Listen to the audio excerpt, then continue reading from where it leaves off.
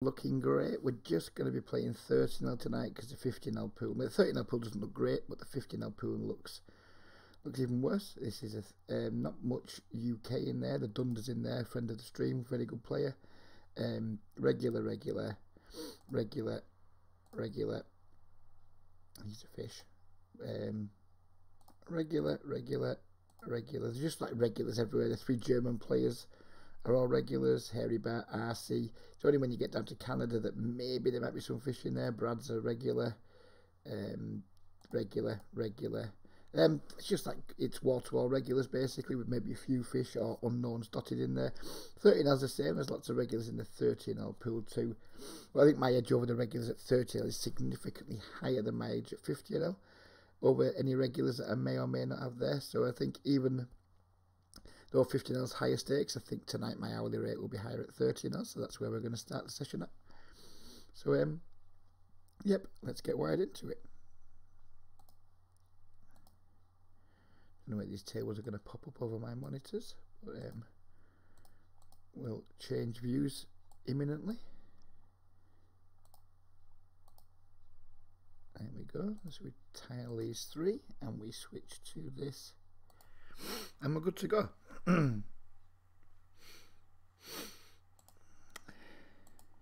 A squeeze here straight off the bat with the ace queen. Going to get our 4th table filled in the bottom corner. And we're going to move the lobby out from behind, and there, we're flying now. We get jammed on by the regular under the gun. Very easy fold with the ace queen. I think the squeeze is entirely appropriate, but when we get jammed on, ace queen is just a massive piece of cheese.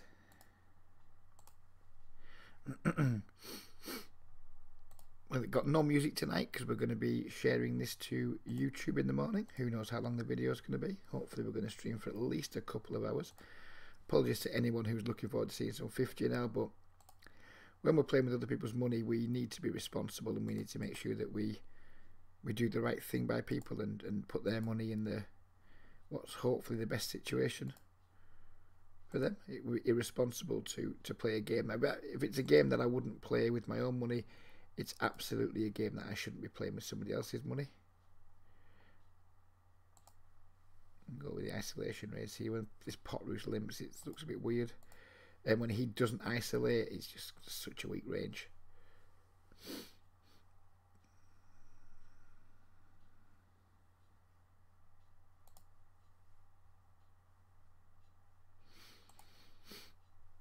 And we just take it down, which is nice.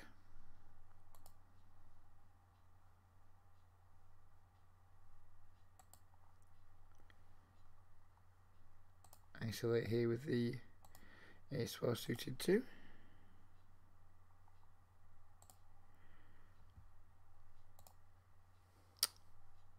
Don't get a particularly exciting flop, but hopefully we get to see a free turn. I'm not going to see bet this flop with 2 players that have called. It's like a really wet board that, well, not super wet board, but it's the kind of board where you just don't get potential fish folding on very often when you try and make some c-bets.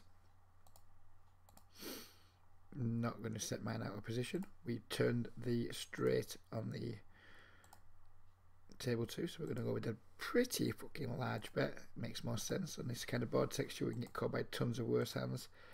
And with the king coming on the river, it's kind of tempting to check here, let him bluff all his missed draws and things, but I think it's just going to be make more money probably just by betting smallish, allow him to call with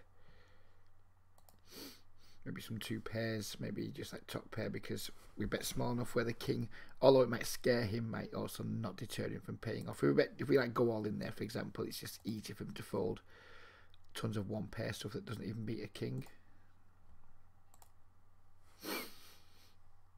And disappointed not to be playing more 50 now. We got off to a good start. We won like 6 buy-ins the first session. We dropped nearly 4 back on the second session.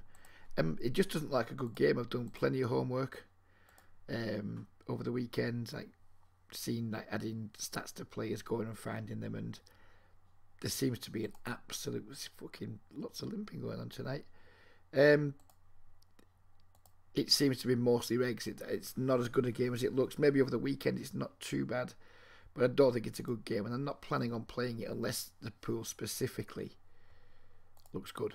I'm not just going to play it for the sake of playing it, because as I said, I think my hourly rate's just going to be better in these games, in these 13-hour games, and hopefully we can make plenty of money for the investors over the month, and then reassess what we do in June. But yeah, it's my job to make as much money for those that have invested as possible, and I think this is the best game to be doing it in.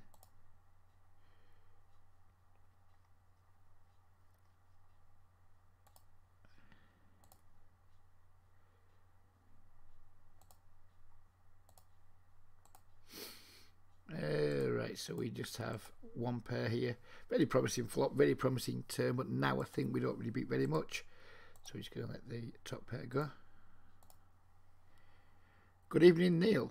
How the devil are you, buddy? Trust this Monday finds you well.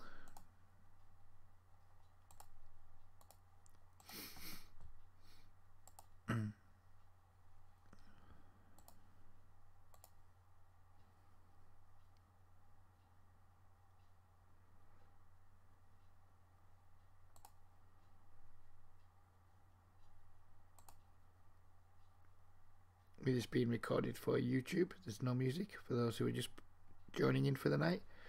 That means I'd really like some decent activity in the chat box. That would be pretty sweet to help keep me slightly more occupied, to keep my mind busy when there's not much going on, rather than listening to the music, and also just to demonstrate what a good friendly channel we have here on Twitch for YouTube viewers who haven't really transitioned across yet, and there's plenty of them. There's plenty to go at. Hundreds of people watch my videos on YouTube, so it'd be nice to get, even if we got just 5% of them to come across, it'd be pretty sweet. Where's this guy got? Ah, right. Bulltag is a friend of the stream, but this guy is not a friend of the stream, so he's going to get the donkey tag for now. It's just like an old tag that's come back.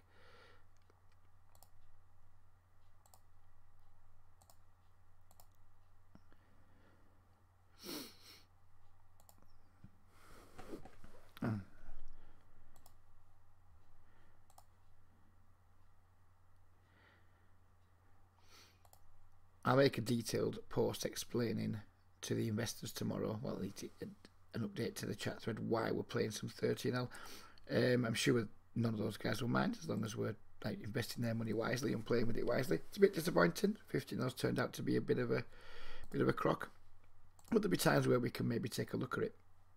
Maybe later on when the 13L dies off and the 15L pool looks like it might be kind of like pretty recreational heavy, we can maybe use it then as like a way to finish sessions when 13L dies early. But otherwise I think we're going to be mostly still focusing on 13L, because like I said, 15L, it just doesn't look or feel like a good game, and I've gone away with, we've only played like 3,000 or 4,000 hands of it, maybe not even that many, but I wasn't tagging many fish, and if we're not tagging many fish, then it's just not going to be a good game for us to be in.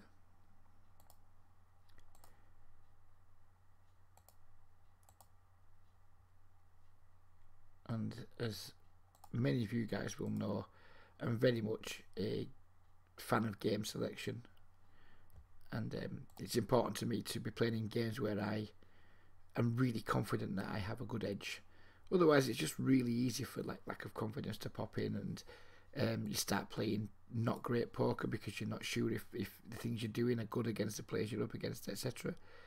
I would have liked to play this Queen Jack suited, but we're not going to now, of course. So yeah, I'm disappointed that we haven't played a bit more 50NL, but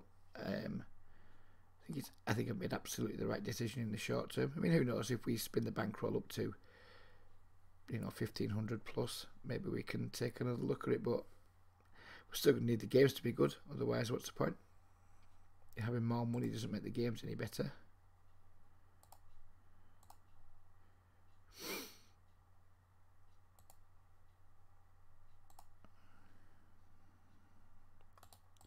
Too much sauce, what do we know about him?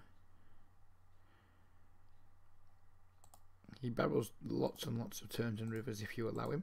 We've got 2 overcards here and a backdoor nut flush draw against someone who we think is quite loose, so we're going to start off with a raise and go from there. Cheers, Neil, for the feedback. It just makes sense, buddy.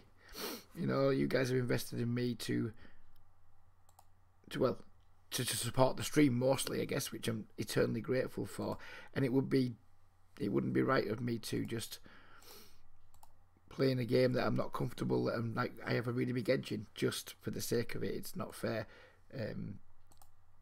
I want you guys to make some money. I want to make some money myself too. I don't want to play a month and maybe make just $500 with a like a 3 or 4 blind win rate when we can make maybe more than that with an 8 or 9 big blind win rate at a lower stake. That's kind of where I'm at with it. I'm going to play where I think my hourly rate's best, and at the minute I think my hourly rate's better in the 13L pools than it is in the 15L streets. Not going to defend 6-8 versus the pot size button open. It's a hand that usually I would like to play, but not for the pot size open.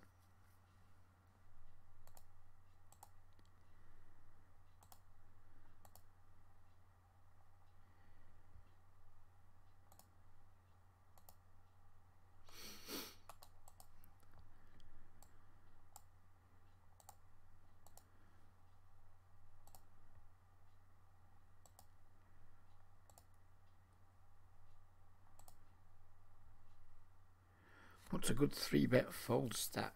So is that like what's a good stat to? You have to explain the question better. Sorry, Neil.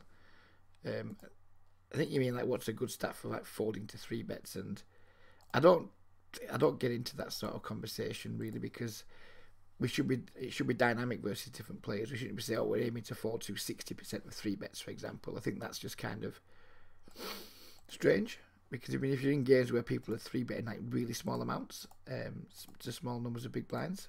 Just let me finish this 6-4 handoff. Yeah, if you're playing in pools where people are bad at poker and they're min 3-betting a lot, or they're 3-betting too small, or you're playing really deep stack, there's loads and loads of like reasons why a fold to 3-bet stat might be lower than you would expect. 100 big blinds deep versus regulars when you're out of position, I would say have a really high fold to 3-bet stat. More than 100 blinds deep and you're going to be in position against most players, have a really low fold to 3-bet stat. Don't just say, right, I want my fold to 3-bet stat to be X, Y, or Z, because then you're just going to, you're going to start making folds where you shouldn't. Just if your fold to 3-bet stat stays only 45, you're like, oh, I need to find more folds, and maybe you'll start folding in spots where maybe you shouldn't be. So yeah, just play situations as you find them, and let the stats fall where they fall. Really, I guess. Like here, for example, we've been 3-bet pretty small, and we've got a very playable hand. I mean, 8-7 suited out of position versus a good regular. 3-betting to 9 would be a fold for me, but in position versus somebody who might be weaker versus a smaller bet to call. So it's very, very, it's very fluid, and you need to play that way. I think striving to like get certain numbers right. Well, I need to get my VPIP and PFR up to 25-20. I need to get my 3-bet up to 8. All these things, they're all just a nonsense. Just play situations as you find them in the games that you're in, and your numbers will fall where they fall. And as long as you're playing good poker, the numbers don't matter really. The numbers will be what they'll be. Just strive to play well. Strive to make, every time you've got a decision to make, strive to make it a good one, or try to make it as best as you can. And then if you find you're not winning and you find your numbers are way out of line, then maybe you are making some mistakes. But get the sample size first. Don't try and like manipulate your stats to be any one thing.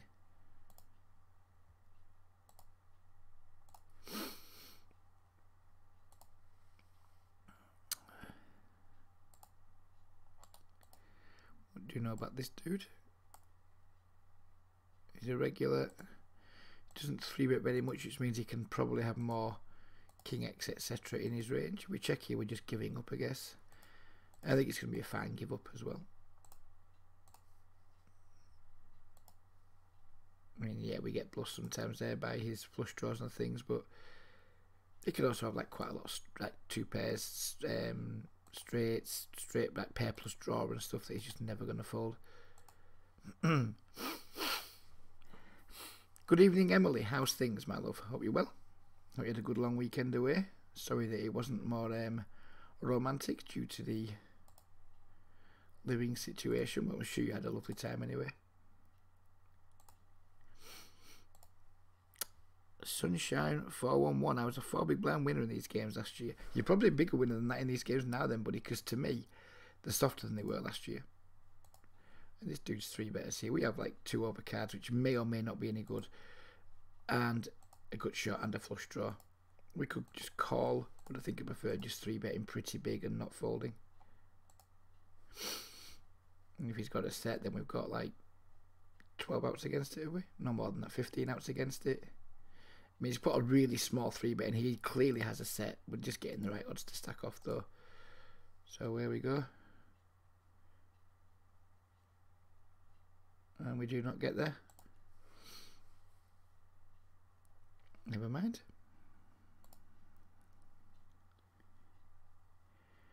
I think Run It Once sounds like super promising, Emily. It remains to be seen, but I wasn't hopeful when I first heard that a poker player was launching a poker site. I thought it'd be way too regular friendly. It seems like it's not going to be that at all, so I mean, let's wait and see, but it sounds promising.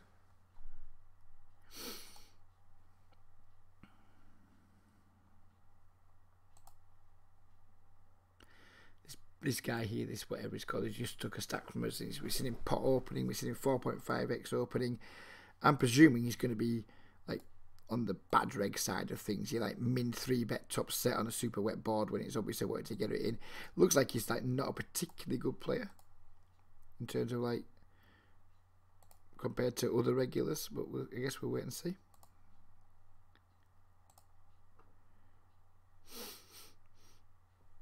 Made our flush on the river here. It's not a very good flush, but it's good enough to put the rest of the money in with. He calls with weak ace, which he'll do us just fine.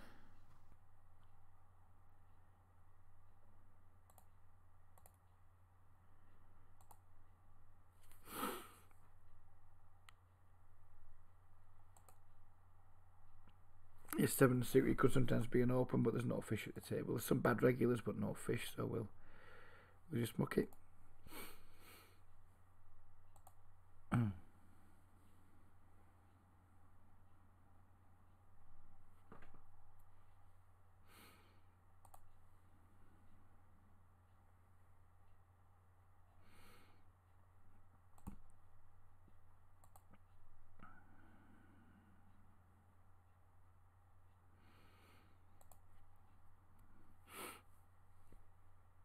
A triple barrel here versus 8 high card 6, unless he does something to encourage us not to. The ace is a fucking dreadful barrel card. I mean, it makes it less likely he has one, but it also makes it less likely that we have one, and less likely he's going to fold a hand like pocket queens or pocket kings or something like that. I'm actually going to go with an overbet here, I think. Giving, like, if he has got a hand like queens or kings, we don't want to just be like betting half pot, 3/4 pot and giving him like a relatively easy call. He calls again. At this point, we're just shutting down. If he's checking an ace to us, then we're just going to get completely owned. When he check calls a second time, I think that makes him fold like kings, queens, jacks, etc. Yeah, I mean, his line's not ideal there in my opinion, but maybe I'm just being salty because we lost.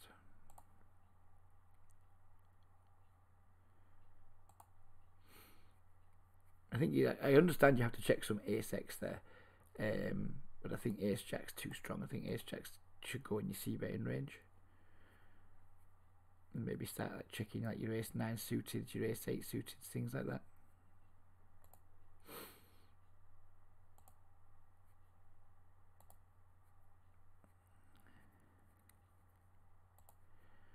Dude snap called the flop. 7's not a great barrel card, doesn't improve our equity at all, so we're going to just give up.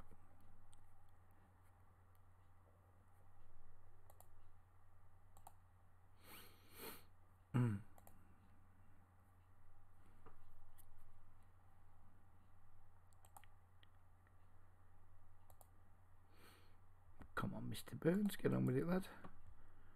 I need to fucking watch you, are we?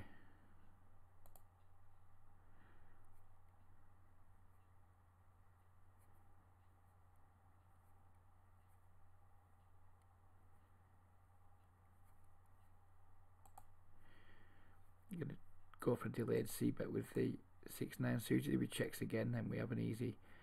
We just bet big twice, but with having like no equity on the flop really. I want to wait until we see 2 checks before we start trying to like make him fold something.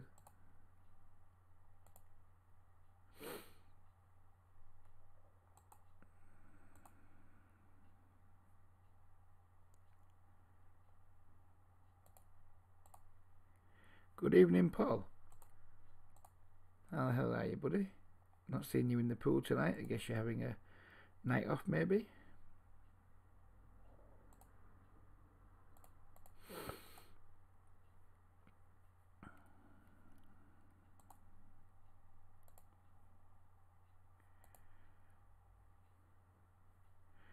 Open limp in the jacks, eh? Tricky, tricky.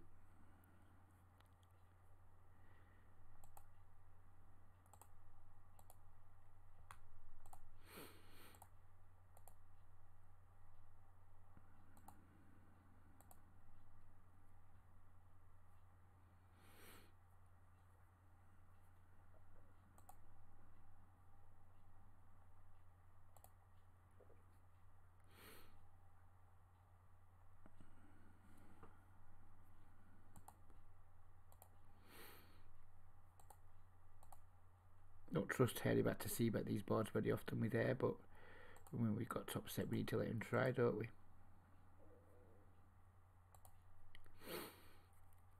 He's bet pretty big too, which makes me inclined to think we can get some value on a raise.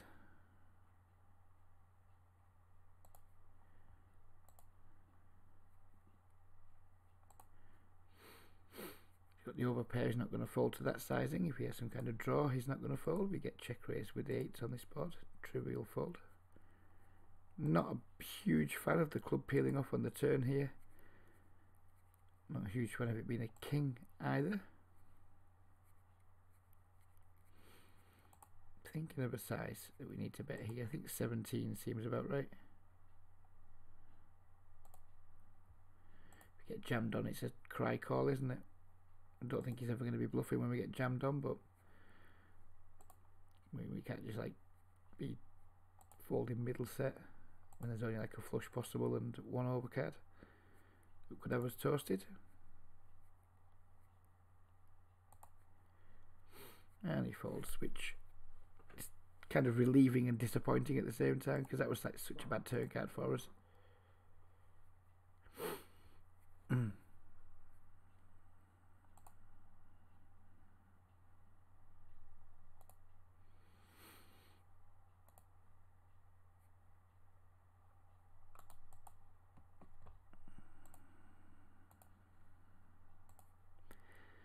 See a bit on a call. I think we can just fold Queen 9 here, I think.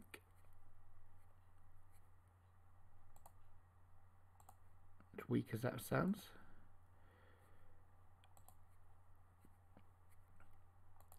And one of my strengths so far, since we come back streaming, is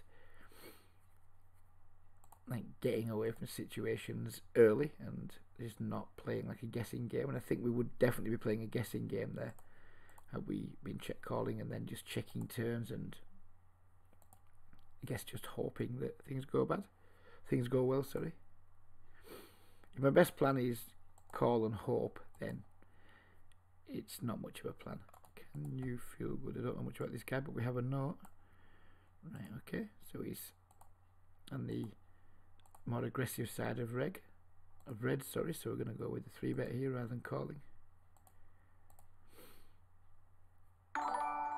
That's a follow, is it? I think. Top Cat 94, thank you ever so much for the follow, Top Cat. Really do appreciate it. We've got our volume turned up tonight so we don't miss any follows. Thank you very much indeed. Really do appreciate it. We have backdoor spades here and it's a pretty dry flop. I think it's a kind of flop we're going to want to see bet with like a huge chunk of our range, a small amount of money.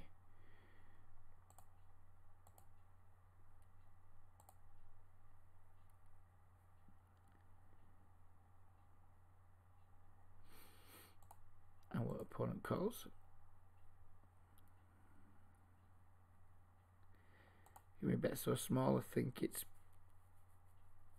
still reasonable that we not necessarily have the best hand, but I don't think our opponent's like particularly strong here.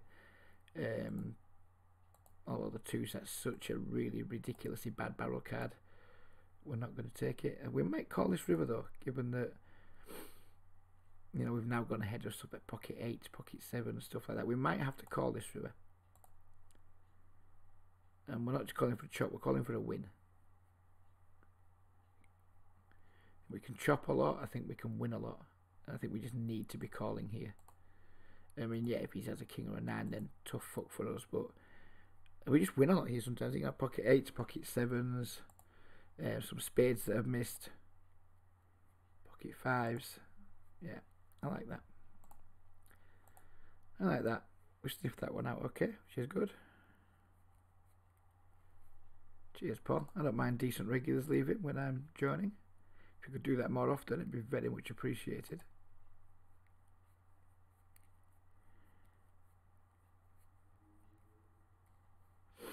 11 buying down swings. We don't like that. That's why we're not in the 15L pool, because when you have like a lower edge, like I think in that 15L pool, the minimum win rate might only be like between 3 and 4 bigs at best. All of a sudden you're really vulnerable to those like long break even stretches and sharp downswings, and I don't like either of those things. So stick me in the soft games and let me just grind away super confidently and get the job done. That's what we're talking about. We can make like 12 bucks an hour playing 30NL long term. I'd take that. I'd be happy. I'd be a happy little grinder.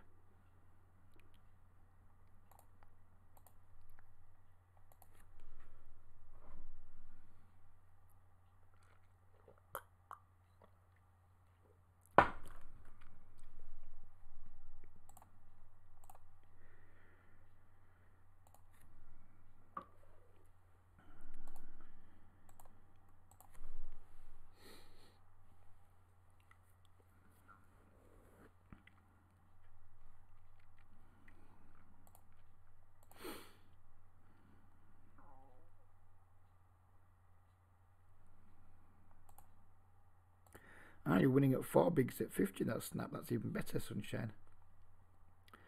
That is even better. I like my win rate to be upwards of 6. Again, it just like reduces variance somewhat. It's easy to remain confident even when things aren't going great, because you know you're such a big winner in the games. I don't want to be playing games where my win rate is 5 or below, because it's when confidence starts to become an issue. Confidence starts to become a big issue. Like we talked about earlier, long downswings, long break-even stretches, they all come into play. I don't think that comes into play for me at 30NL. It certainly does at 50NL.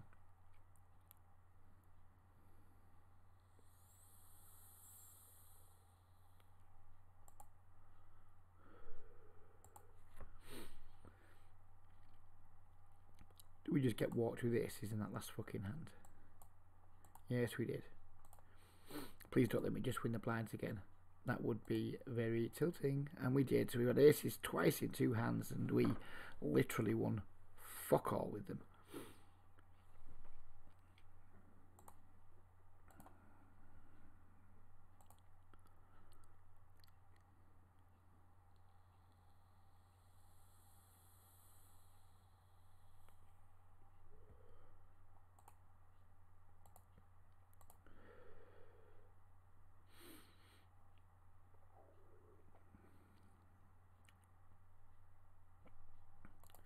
Need to go big here if we want to jam the river, or we can maybe go for a check raise. Let's have a look what our note says. Nothing much, just 20/9 doesn't tell me much. Either go for a check raise here or a bomb. I think I'm gonna go for the check raise.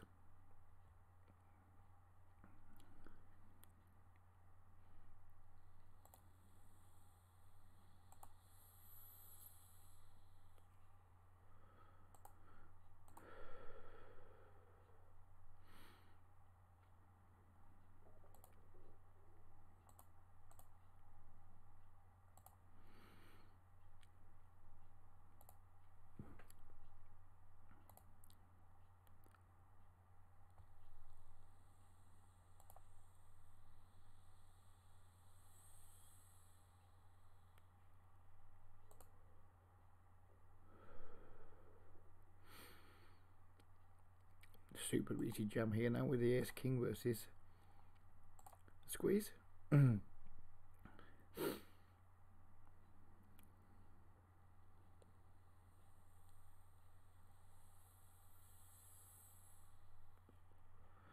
it in really good but come out really bad. Nothing much you can do about that. His play is horrendous, obviously. Well, not horrendous, but getting 50 bigs in pre with ace queen there, in my opinion, is very bad.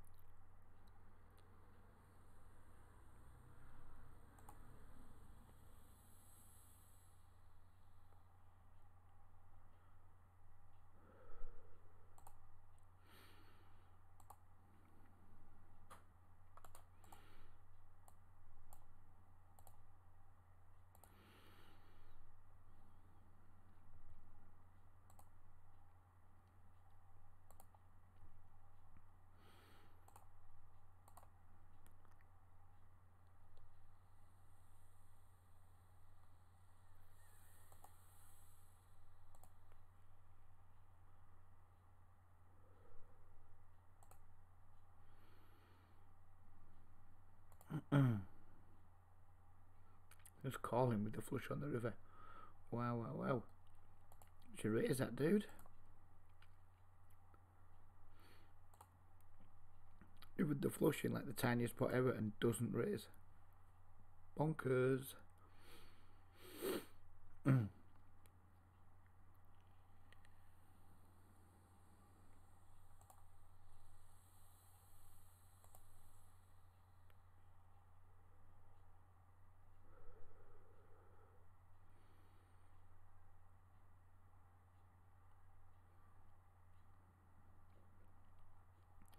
Why are we waiting for more players already?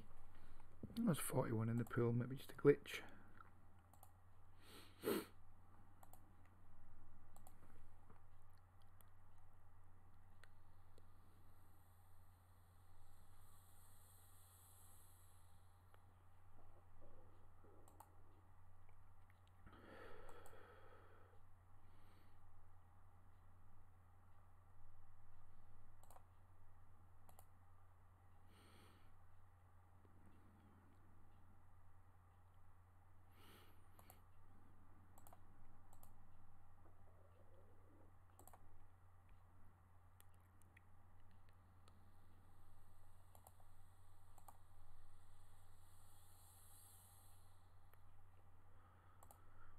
Need to check back here on the river.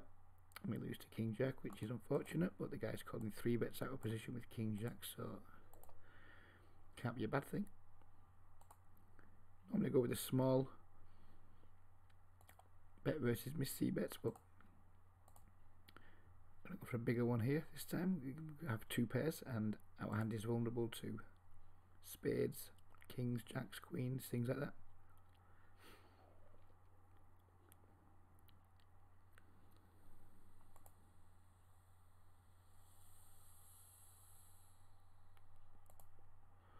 This was a pretty bad call for me pre-flop there. I wasn't really concentrating. It should be 3 bet or fold. Usually fold.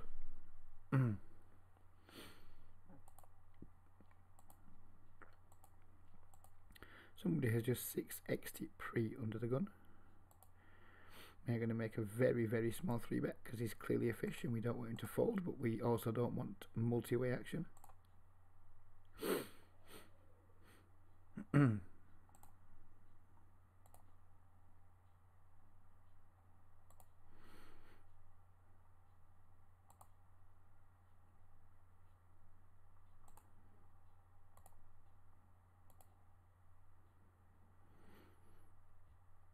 not a big fan of that heart on the turn. We're going to fold it. The fish use donked and then he's like betting again. We just have 1 pair. Don't like it much.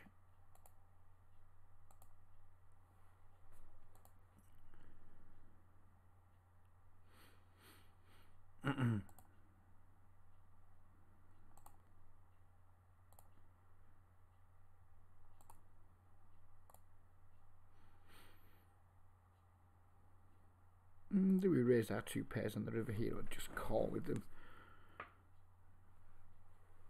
think it needs to be like a small raised fold, I think, doesn't it? We can certainly get called by worse.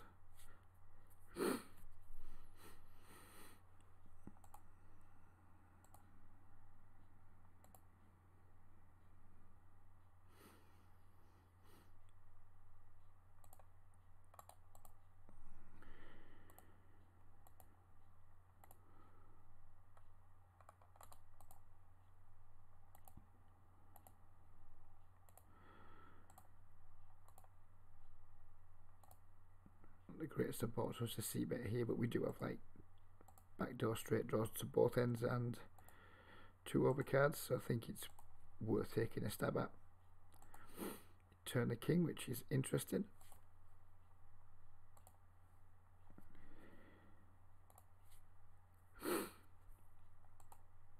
Any bet we make here pretty much commits us to calling.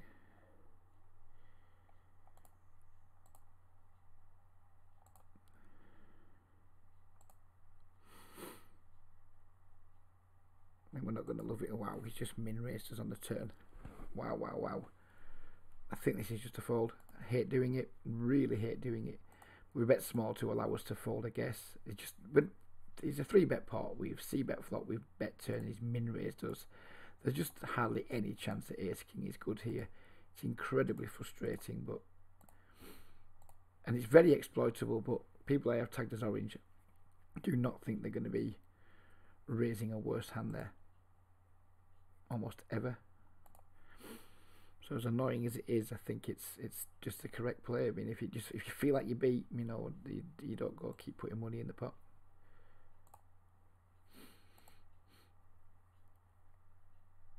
A kind of frustrating session so far, but we knew it wasn't going to be a good, like a super good session when we said the lobbies at the start. Paul said the games were good. They feel like they're okay, to be fair, but it's a Monday night, and Monday nights are never much use to anybody, really, are they?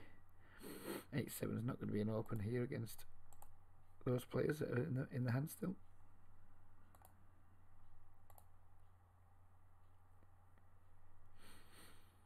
Same again with the ace-5, just like 4 regulars and 1 fish who has the button, so muck the ace-5.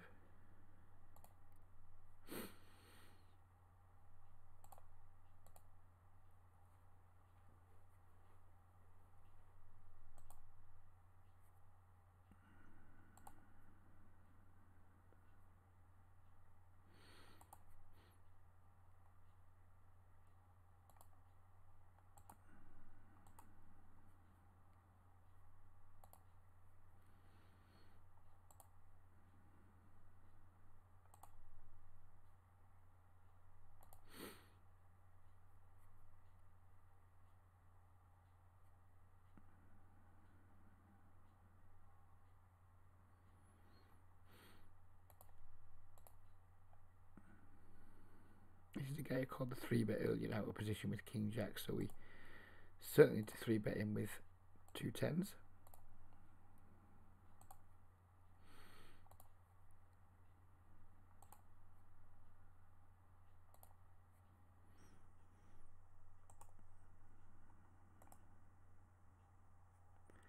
We get a cold call from the small blind, which is rather infuriating, and then we get this flop, which is even more infuriating, and we just have to check, and we have to keep checking, and we hope he's got, well, I was about to say we hope we have pocket 9s rather than pocket jacks, but now the 9's got there, we have to hope he's got pocket 8s now.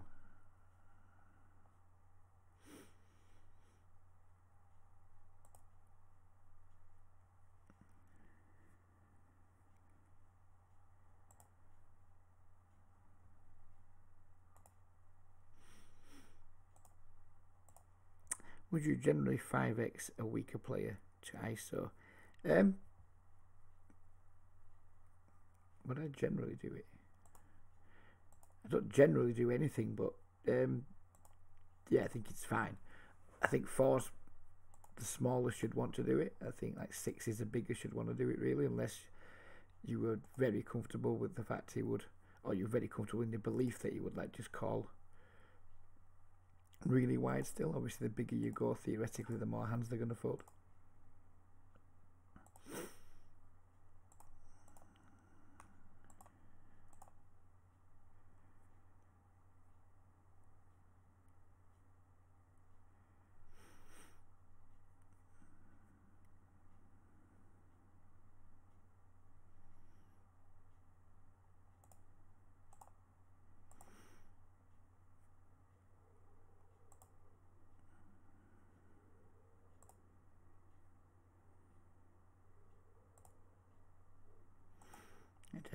utterly horrific river card. Mr. Burns is now going to donk out and we're going to fold.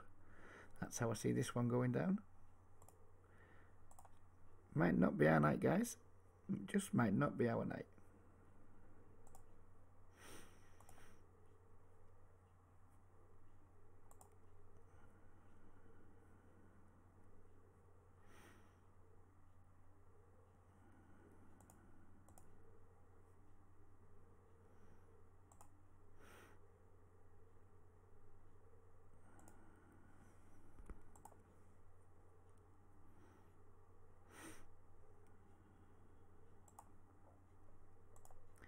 You just call here and call down on a non-club, isn't it? That's pretty much the game plan from here. I'm going to fold the ace queen. We're not folding this. If he has a flush, then good for him. Don't think he has a straight very often. Don't think he has Jack 10 and does it this way.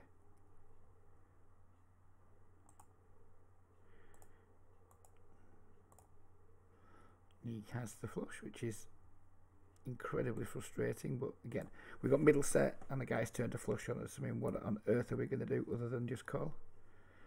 I have a donkey who's floated the flop and now wants to bet the queen. Jack's too strong to fold just now. It's certainly going to be too strong to fold on this river.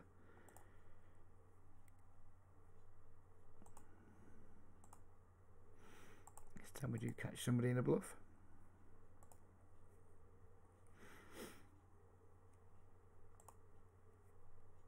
Sky has indeed finished its promotion, Emily.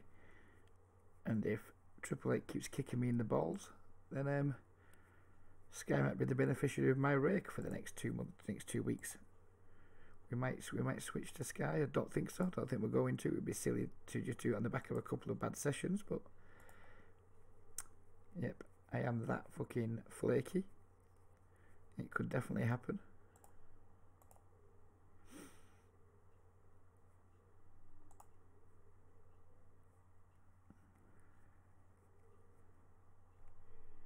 An incredibly frustrating session so far.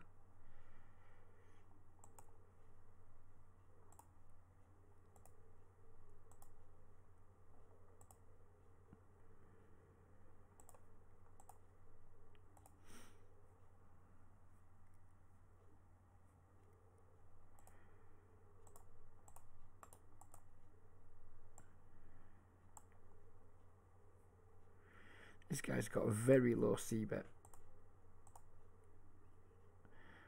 According to my notes so far. We do have 2 overcards in the gut shot though, so we certainly can't fold.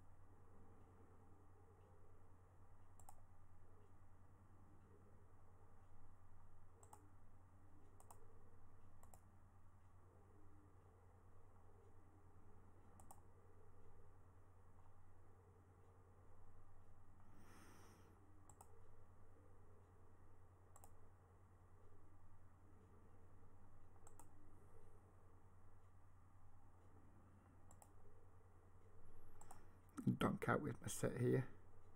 Table 2, small pot. This guy's not guaranteed to c-bet on these types of board textures, and we don't want to let Mr. Burns have a free card there, or we want to try and get value from Mr. Burns if he has any kind of pair or draw. Sadly, we get 2 folds, which means now that nobody had anything, so we were just never likely to win a big pot, given the speed that both those players folded. Not very often I'll donk, but I think that was a reasonable situation to do it.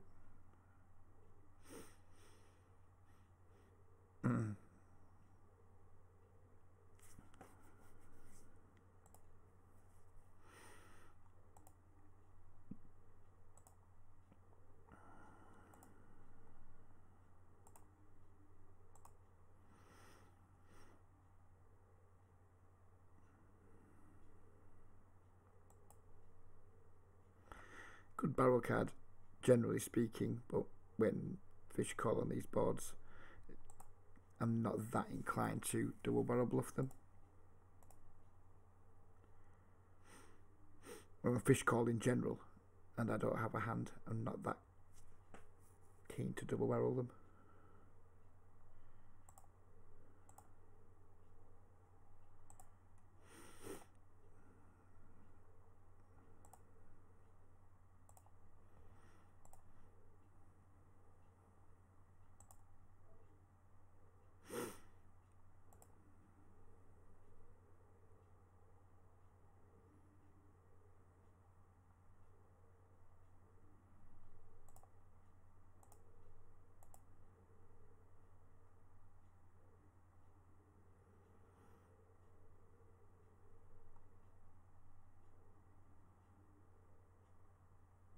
I'm hoping he's going to see this as like a weak blocking bet and attack it with a race. That's what I'm hoping for. Instead he just called down with ace high, which is fair enough versus that sizing. He kind of has to call.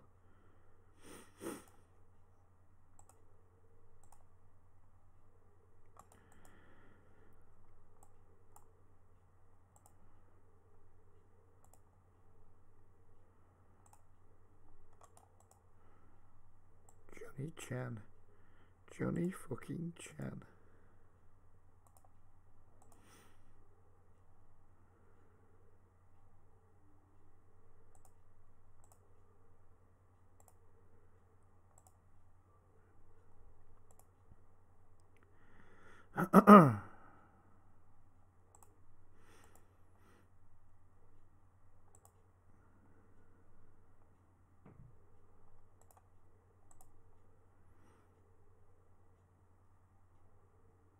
Not folding if this dude fought back like back raises here. He's like purple tag.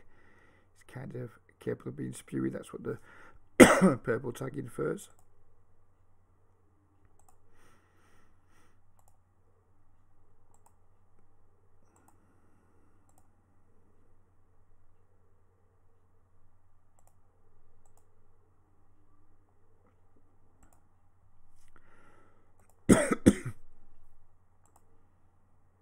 Six, seven, that's a hell of a draw that got there. I mean, how the hell is calling a 4-bet with 6-7 suited, I do not know, but he did, and then he flopped the open and straight flush draw, and because it's not our night, then the pain was real.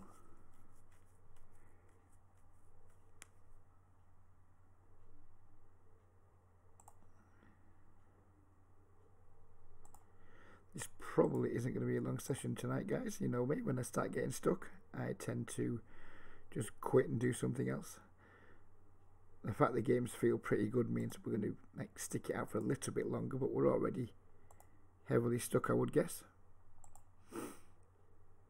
for the session. Yeah, we're already down $103, which obviously sucks.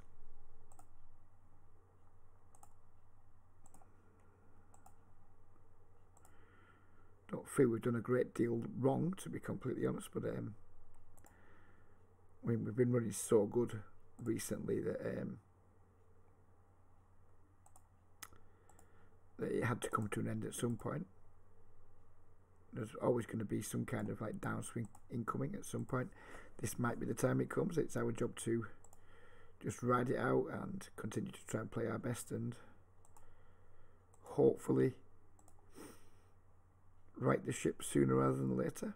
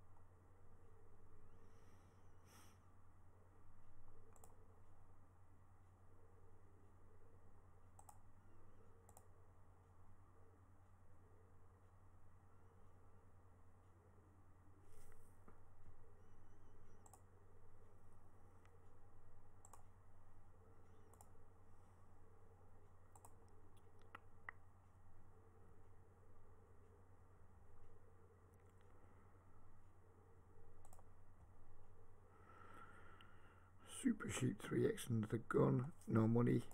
Guess we just fold.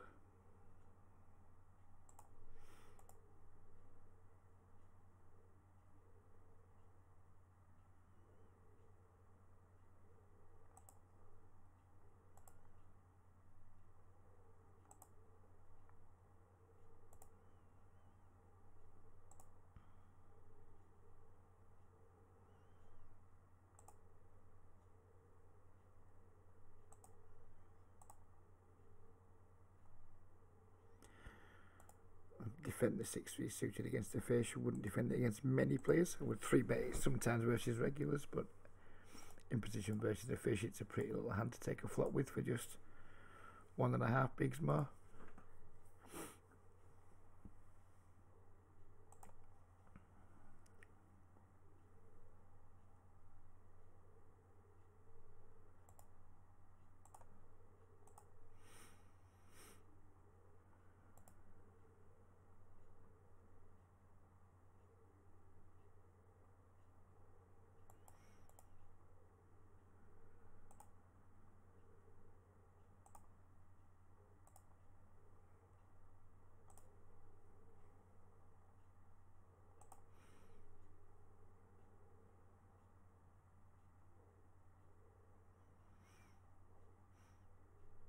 Sure, I'm waiting for the S9 off because I'm never going to open it.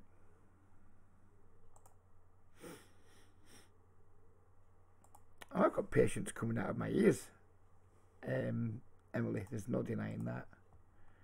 I mean, I've been here a million times before. It's not even really a downswing. It's, you know, it's probably maybe 6-7 buy-ins tops. So it's not a big deal. It's just frustrating, isn't it? It's annoying, but it's all part of poker's rich tapestry. That's not a good turn card. You need to keep betting for value from hearts, etc.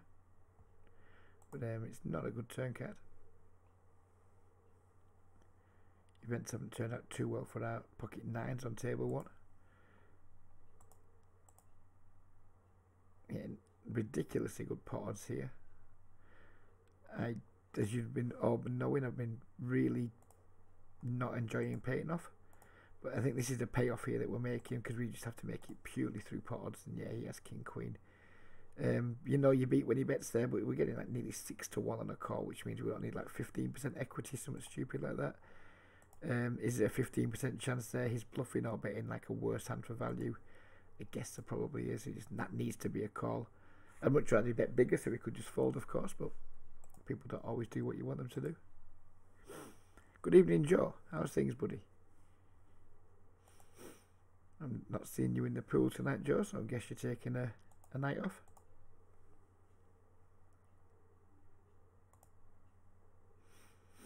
Or just playing somewhere else, of course, which is just as likely.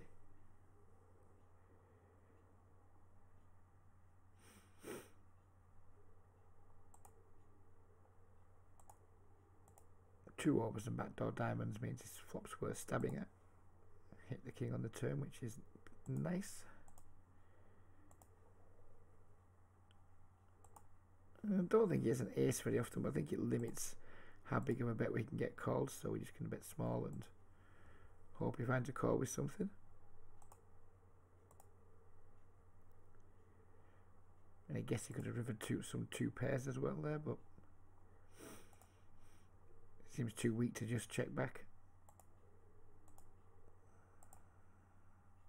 Queen 3, so he just called us there with that, whatever that was, 8 millionth pair. 2 pairs versus I got Nietzsche.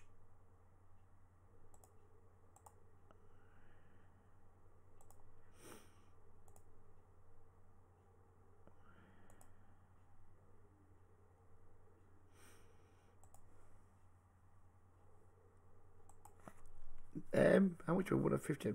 Probably about 120, mate, 150 maybe. Pool looks fucking dreadful tonight, so I didn't join it. I saw you were in there, splashing around. Hope you did well. So just a few too many regulars for my taste, though.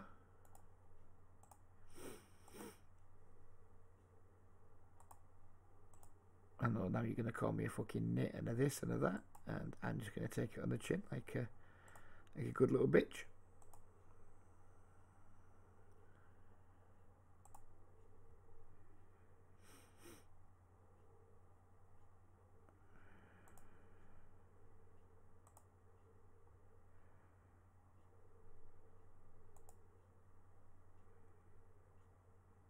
Check back. He's snap called twice.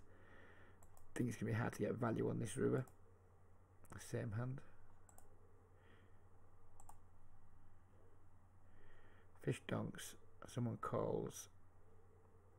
We're going to raise.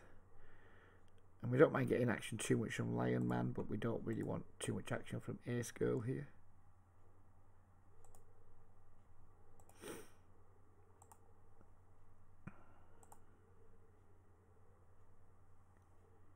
On that board, we can't be affording to be fucking about with small raises or just calling, because way too many dreadful things can happen and we can just get way too much value there and then.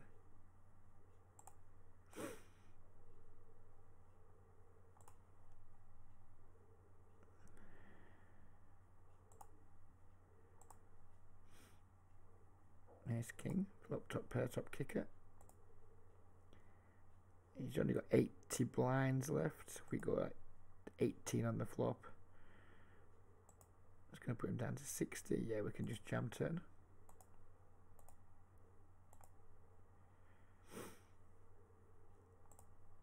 Really don't like that check jam there from Ace Girl. Really, really don't like it, but there you go. We'll take it.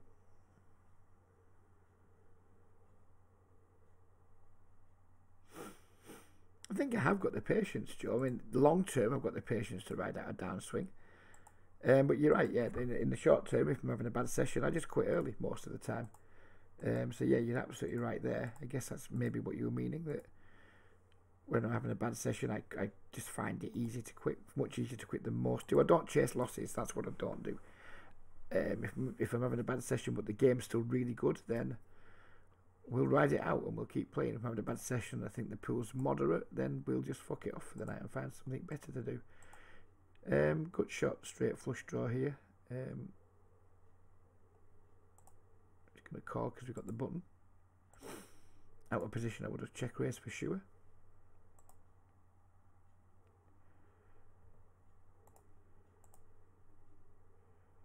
Don't pair the fucking board, man. I mean, we could lose here now, unfortunately. Well, we could lose anyway, of course, but Ace Jack, that was a pretty sweet thin value bet from him. Unluckily for him, we had the cure for his Ace Jack. But I don't hate his line there. I don't hate his line at all.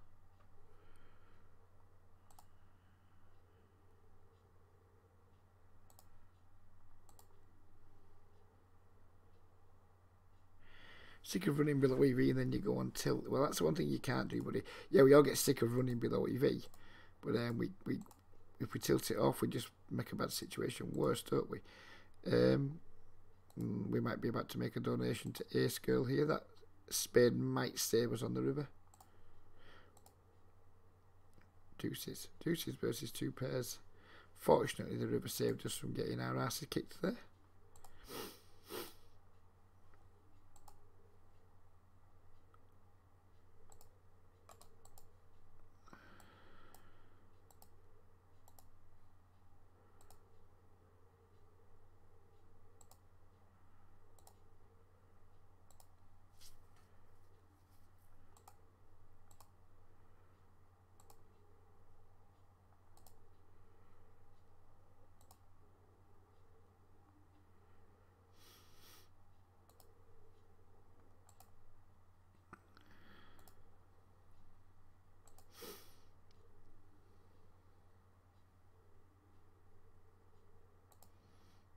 Interesting spot here with Ace Queen suited.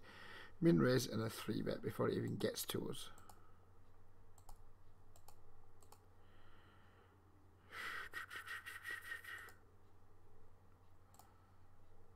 Somewhat nitty fold maybe, but I am the king of the nitty folds.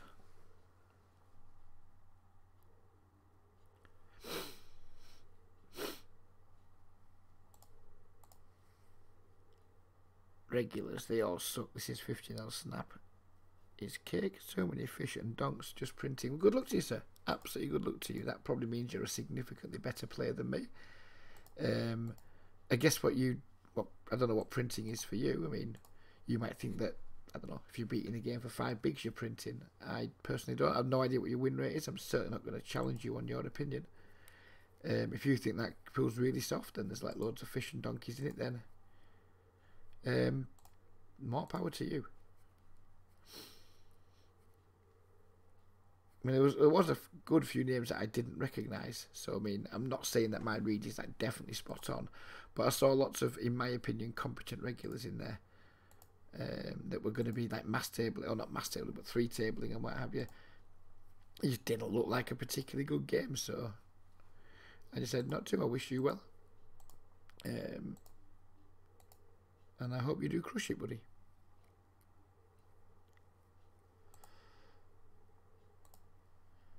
Will's finally made it into the chat. How the hell are you, Will? Just going through a minor downswing, mate. I'll pull it back for sure over the course of time. I have no doubts about that whatsoever, as arrogant as that might sound. It's just irritating, isn't it? That's all. I mean, we all get irritated. We're all human beings.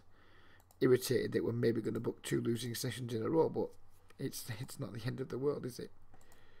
Really isn't the end of the world.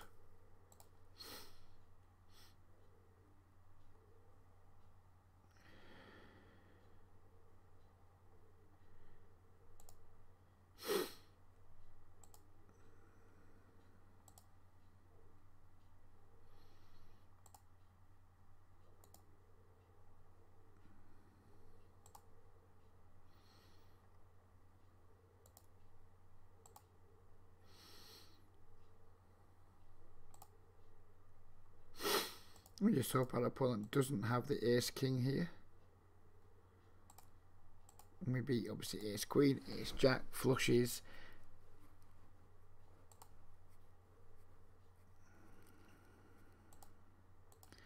Just trying to think of a sizing.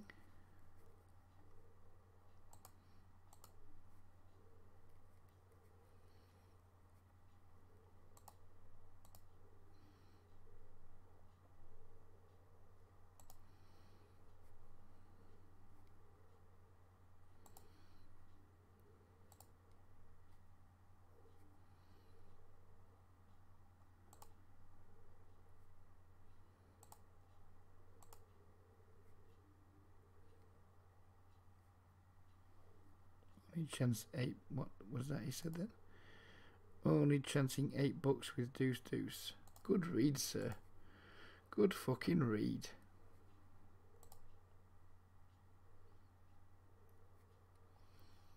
Good read. What did we have? What did he have there? He had the flush.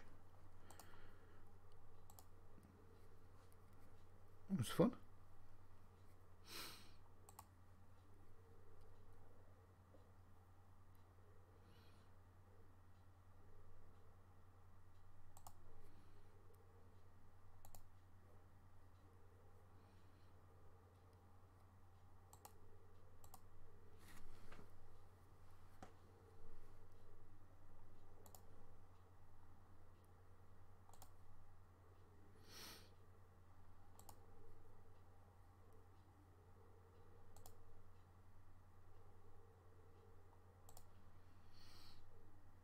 I liked his read there. I think I liked our read too. That's a fucking dog wank river on table 1. Did he really just check back that? No, it wasn't the nuts, but fucking hell, man. Bet you straight, dude. Bet you fucking straight. Yeah. I think he played that hand pretty well. The 8-7 guy or whatever it was, whatever flush he had. I don't suppose it's like super difficult to put us on deuces, but when you nail someone's exact hand, still pretty fucking cool. So fair play to him for that, because we could have had some other stuff, I guess.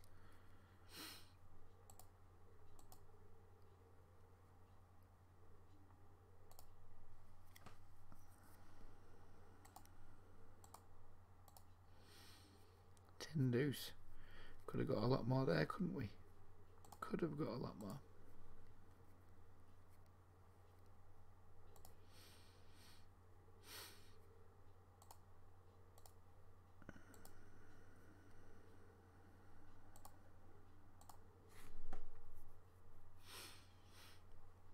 We haven't had a chat for ages, Will. What are you at these days? What are you playing at? Are you still party pokering? Are you higher stakes on Sky Pokering? What are you doing, Will?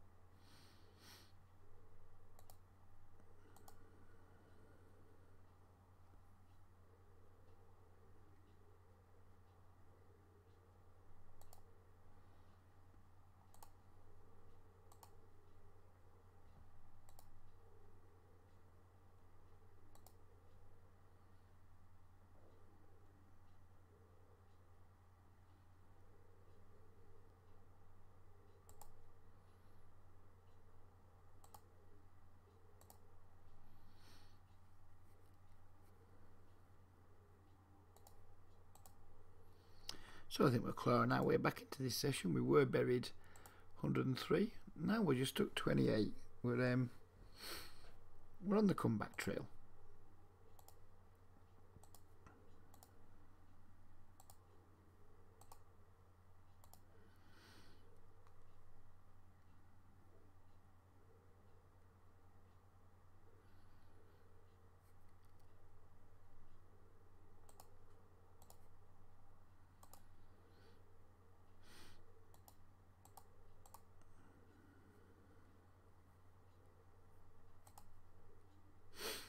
Well, by the way, JT Diamond is somebody I did some work with sometime last year, and within literally 3 sessions he'd overtaken me, and he's now probably a far superior player to me and probably making a lot more money than me, so fair play to you, Will. Good example of how sometimes people just need literally the tiniest of pushes and they can just gather incredible amounts of momentum like Will did. He went from like, was it 10 NL Sky to 100 NL Sky in literally a couple of months, or it seemed like it was only a couple of months. Will might correct me on that, I'm not sure, but yeah, he made remarkable progress in like an absurdly short period of time. I'd like to take some credit for that, but obviously the vast majority of the credit rests with Will.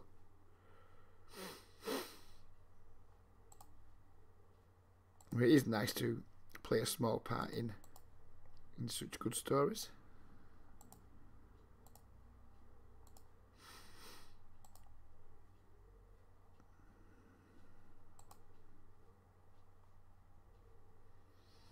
Bet really small again for value here with my 10s and then just be done with it on the river.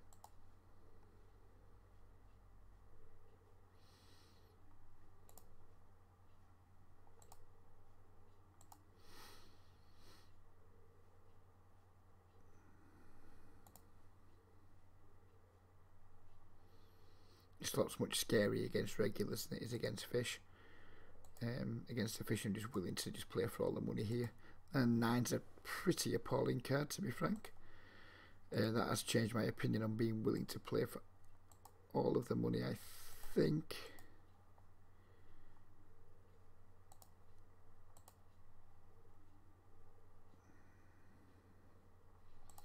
Start by checking. Not folding the turn, I don't think, but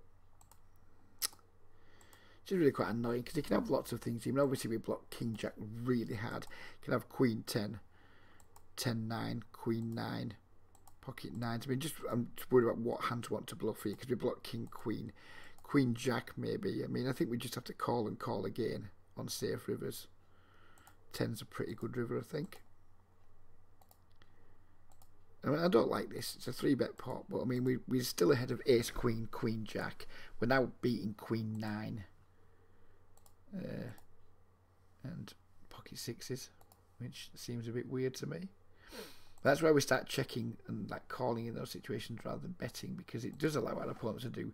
If we're going to like want to like, kind of play a big pot there, in my opinion, it's best to play it in a way that allows your opponent to have like a much wider range. When we bet the turn there, if he goes all in or whatever, we're fucked basically. When we check, it does allow him to sometimes value bet worse, for like protection off of value, to sometimes just do random things with small pocket pairs like he did.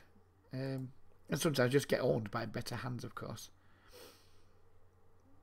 Which I was a little bit wary of, but not so wary that we didn't make the call.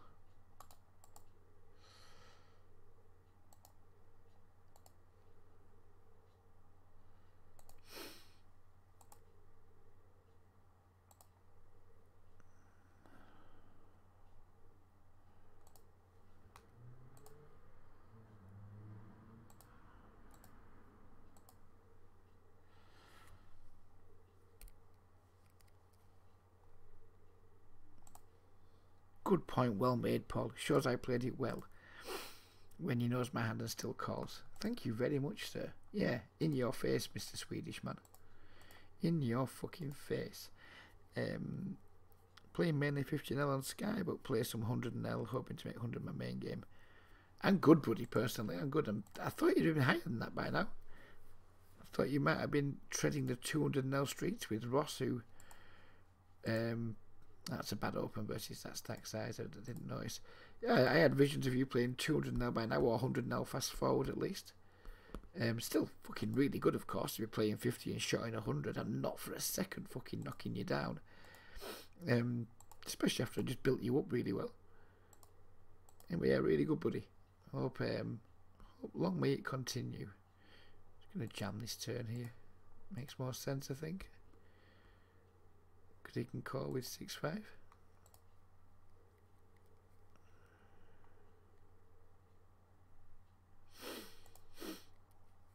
No idea what this tiers is doing. What reads do we have on him?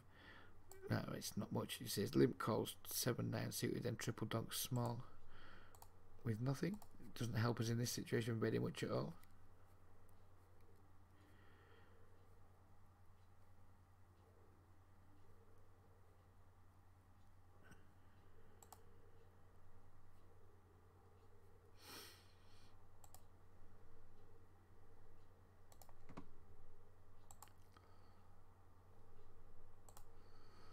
Is a pretty crummy flop for ace king in a 4-bet pot.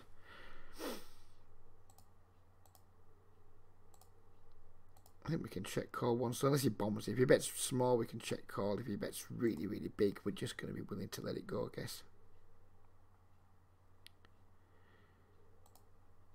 Now I think there's a reasonable chance that our ace king's good, unless he's like somehow hit the 9. Less chance now the jack's arrived, but we managed to keep the pot nice and small. Pocket kings, wowzers! Just decided not to bet any street. We'll take that all day, sir. You didn't 5-bet pre, which is nice, and then you didn't bet any street post flop on a jack high board. We'll take that all day. Does rate back compare? Ah, right, yes. Hopefully a question to Will.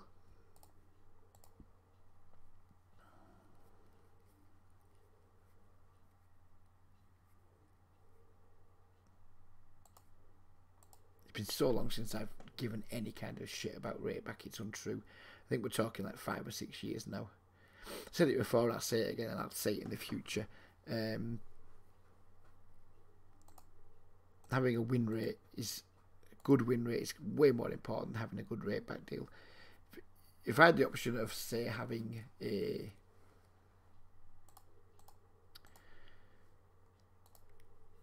10 big blind 100 win rate, or a 4 blind 100 win rate, and a, say, 7 blind 100, 7.5 blind, so like 7.5 blind 100 rate back, so my overall big blinds per hour, or whatever you want to discuss it, I'd rather have, what I guess I'm trying to say is I'd much rather have a pure 10 big blind win rate than an 11.5 big blind win rate with rake back. And I'll explain why in a moment when we played these two hands.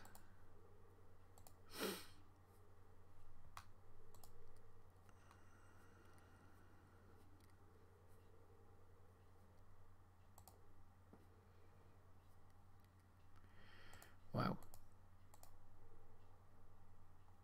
17-14, very low C bet, very low turn bet. He's 3-bet me. He's 7-14. He's 3-bet me, and he's double barreled when he's 17-14. He barely ever 3-bets. He barely ever double barrels. This might be the nittiest fold ever, but we're just going to muck it and just not pay the dude off. And I'm very, very comfortable with that fold. Very, very comfortable indeed. Yeah, so why would I rather have a 10 big blind win rate with 0 big blind rate back than 11.5 win rate with rate back? That is because poker's a fucking really tough grind when your win rate's low. And if I'm playing in games where I've got a 10 big blind win rate, I'm going to be able to grind that game 5-6 nights a week, no problem, and just be up for it all the time, be motivated, enjoy the grind, enjoy playing, etc, etc. So I think my volume's just going to be way fucking higher. I think the number of hours I put in per month is going to be way higher. The number of hours I put in a year is going to be way higher, because we're going to have way less of those like break-even stretches and downswings where you get super disillusioned with the game, where you start to doubt yourself, get fed up, stop enjoying it, and just put less hours in. I think if I'm playing the game where I have a 4 big blind win rate, I think I struggle to put in 50 hours per month. If I'm playing a game where I have a 10 big blind win rate, I'm going to be putting 80, 90 hours in a month pretty easily most of the time. So that's why I'd rather do it. I'd rather do it because long term I'm going to make more money with the slightly lower win rate, because I'm just going to be in action more. And I think that's really important, and I think it's something that's like missed by a lot of people. They just think, right, go where the rake back is, fuck the win rate, sacrifice the win rate for the rake back. Long term, that's why people drop out of poker, because they get sick of just being a fucking rake back guy. They can't handle the swings, they can't handle the long break even stretches, you start fiddling with the game. Maybe eventually you stop being a 4 big blind 100 winner. Maybe you just drift away from the game. So instead of making maybe $15,000 in a year, you make $3,000 in your first like 6 weeks, and then have a long break even stretch and quit. So you only make maybe like $6,000 a year because your volume's cut in half. Maybe that's just me. I'm just speaking from personal experience there, but I'm sure lots of other guys are the same. If you're playing a game where you have a low win rate but high rake back, it's going to be really hard to last the course. Really, really hard. That's just my opinion, of course. When I say I do homework on players, let's just find someone who've got notes on Joe and I'll explain. It's not super technical, not by a long stretch. We've got play poker here. Is this someone's going to be useful? Yeah. So this will just be like how are we not missing out on anything here, are we? No, we're not, so we can afford to just sit out. So we have like I'm going to switch views as well for a second while we talk about this.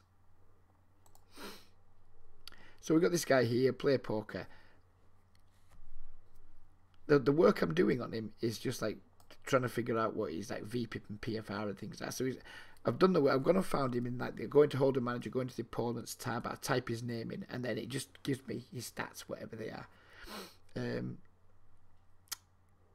So yeah, then I'll just go in, and if I've got like lots of hands on somebody, I'll do something like this, like 19/15. Doesn't 3-bet very often, but barrels off hard post flop. So then I can make plans for like what I'm going to do against him. So if he's got a low 3-bet, for example, we might go for like just 4-bet our aces and kings and things all the time because we think he's never folding. Or if we like if we say we flop a set, we might not raise him on the flop because we think, well, it's going to barrel off hard post flop, so let's not raise him yet. Let's like maybe delay our raise till the river. Whereas against some people who don't barrel the turns very often, who check a lot of pot controlling lines, maybe against those guys we'll just raise the flop thinking, well, he's not likely to bet the turn anyway. So it's just things like that. Basically we're looking for the headline stats of like the 19-15 bit or whatever his stats are, and like if we have enough hands, have a little think about how he's 3-betting and things. And then just anything that's unusual post flop. So he's at, if people have like a really high turn at flop and turn frequency, I'll note that. If they have a high flop frequency and hardly ever bet the turn, I'll note that. If it's just bog standard, if it's like C bets flop 55, C bets turns 50, C bets river 45, I'll not note that because it's not particularly noteworthy. I just note things that I think like something that I can use against this guy in like hands, and I can just hopefully help you plan a little bit better. So that's the kind of homework that I do, buddy.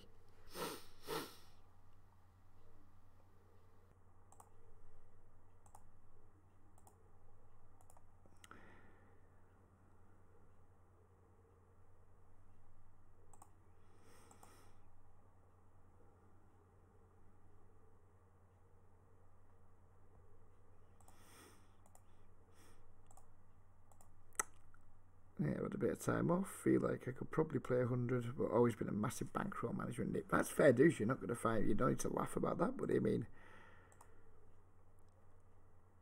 it just makes complete sense. And the higher you play, the more you have to protect your bankroll. If you're a 5-L player, you know, you could say, fuck it, I'm going to play off 20 buy-ins. Who gives a shit, you know, because I can afford to reload.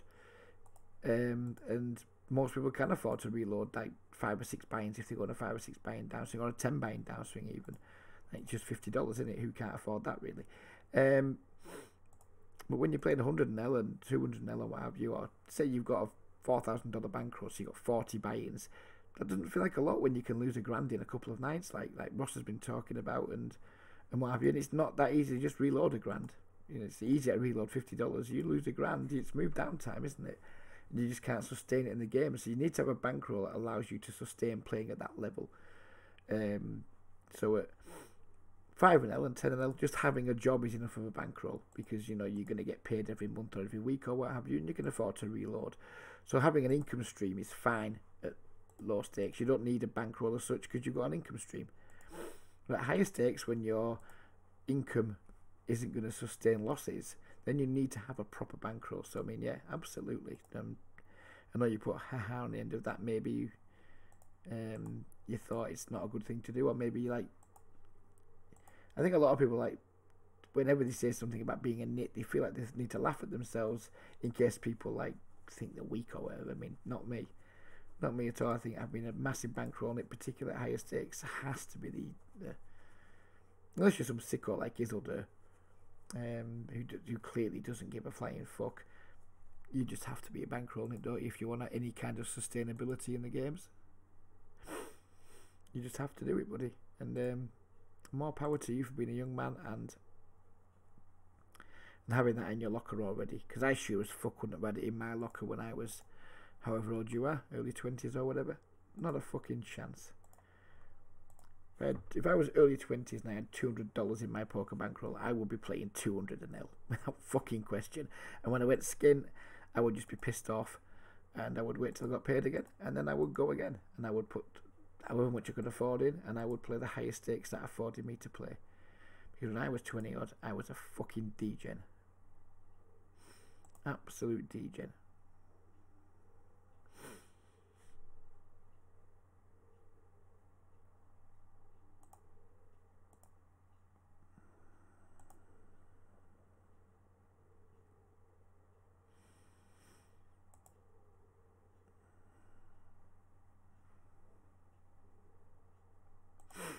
Only 26 players in the 30 streets now, but the games are looking good, so hopefully they will stay stable for a while. Obviously, if fish bust quickly, then the chance the game could collapse, but hopefully it won't.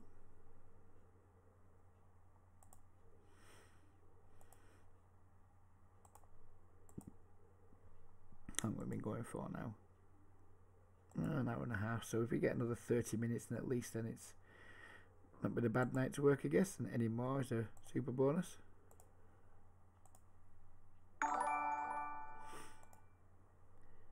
MPR, shit ton of fucking numbers, ending 68. Thank you ever so much for the follow. Massively appreciate it. Where's my fucking other table gone? Why has that gone down there? What the fuck is going on here? I just dragged that off by mistake, did I?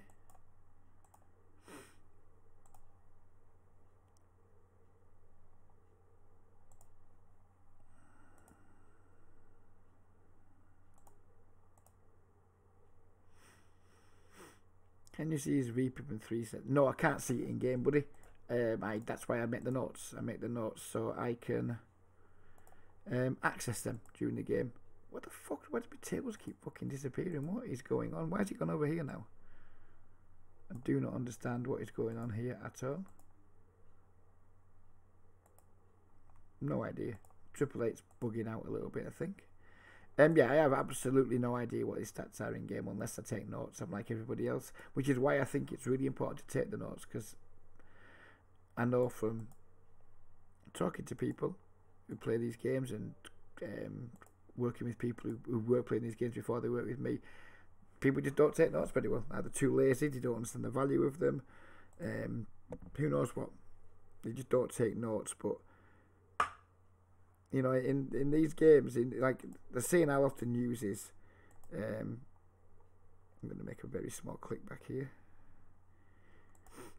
In the land of the blind, the one-eyed man is king, and we are very much in the blind here in these games. So if you can have like one eye on the game that other people don't have because you're like really diligent in your note-taking and what have you, well then, you know, you're going to have a massive advantage long-term over those that are too lazy to set the notes or just don't understand how important it is. So yeah, do your homework, take your notes, get to know the players that you play against on a regular basis. It's not as good as having a HUD in one sense, because having a HUD instantly gives us access to the stats. But if by taking these notes and what have you, you can get better reads on your opponents than they have on you because you're doing the work they're not doing, then that's all of a sudden that becomes better than having a HUD. Because all of a sudden, you know, they're being punished for their like lack of dedication, their lack of like willingness to work hard, etc. So even though this is nowhere near as good as a HUD, I actually think it works out better than having a HUD. We are very, very deep here, so we're just going to call with our nut straight. Oh, sorry, our non-nut straight, sorry, they're like the worst straight possible. Hopefully he just continues bluffing off or protecting something worse.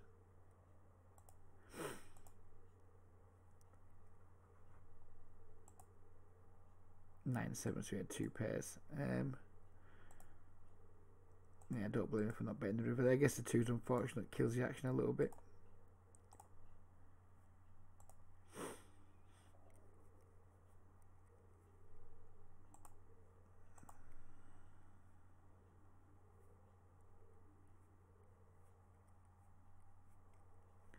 Yeah, you don't just spend 3 hours on it, Joe.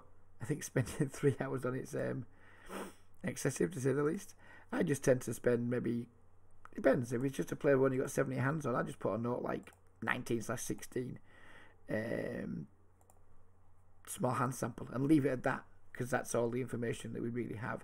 I don't look any further than that. It's when I start having like 500 plus hands on people that I'll start adding a little more detail as to anything I can find. If I can't find anything, then I don't add details still. We just keep it as like limited information. Do you know where they live? Not everyone, Paul. I know where Mark lives, who's sometimes in the pool. I know where M Fullad 88 lives. I could take you right to his front door anytime you want.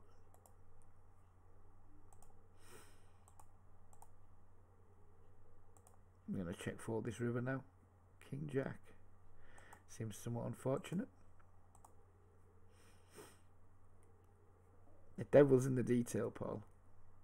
You gotta do it, buddy. If you want to like really crush these games, you've got to get to know your foes. Know your enemy.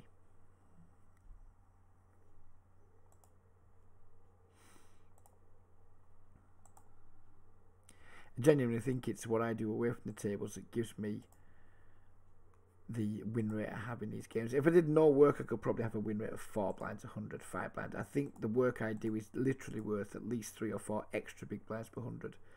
I think it's worth that much because it just stops you making mistakes against people that you should know more about.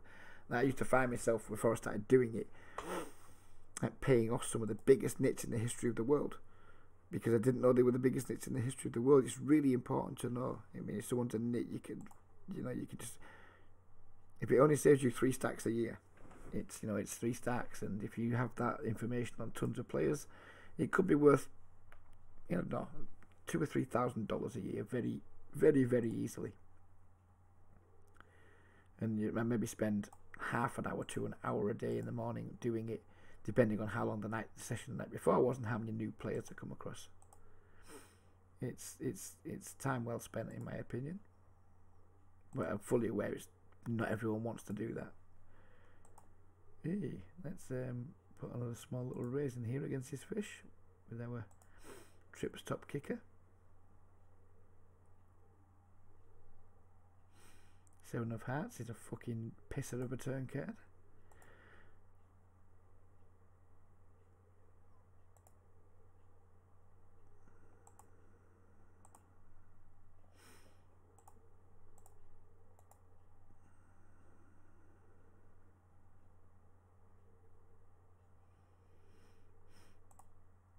We have to call here with the.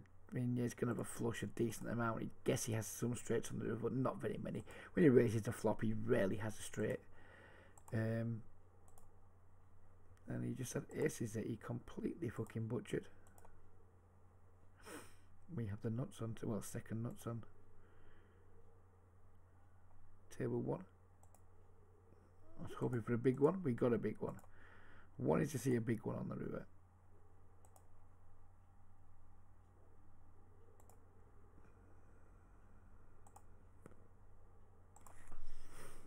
A friend there, what did he have?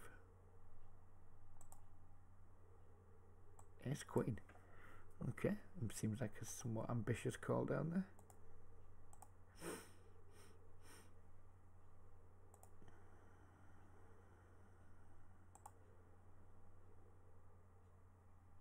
Go on, Emily. Validate my comments. I like that, love. I like having my comments validated. Here we go, prime example. 31-16, low 3-bet, small sample. So we don't know anything about this guy other than he's maybe slightly looser than your average dude. So with that in mind, we're going to go for a small 3-bet because he could be a fisher at 30 odd VPIP. We maybe want to try and isolate him, treat him like a fish for the time being. Then when we get more hands on him, maybe adjust some of the things that we're doing.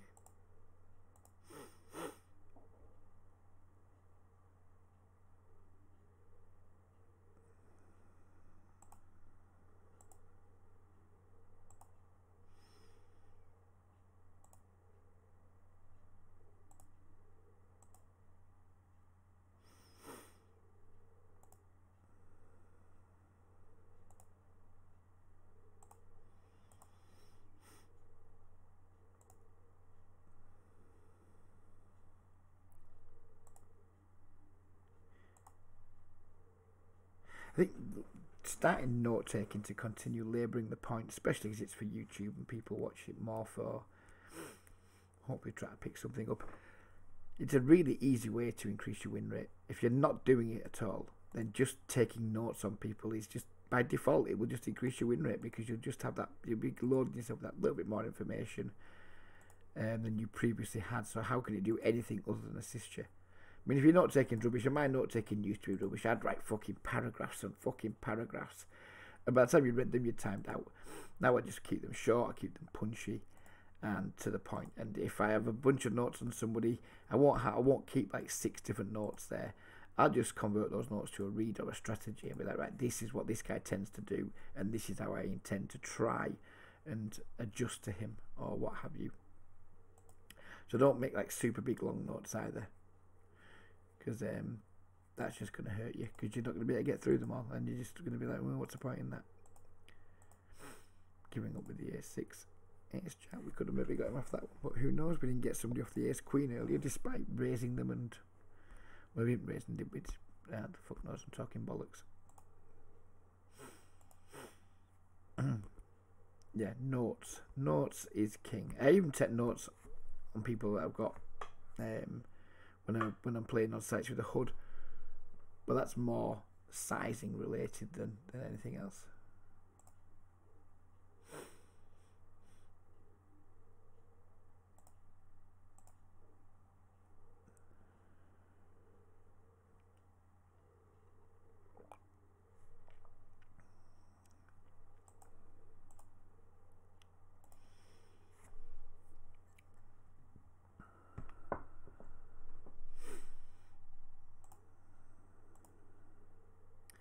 And we're looking lobby wise. 28, it's holding up okay.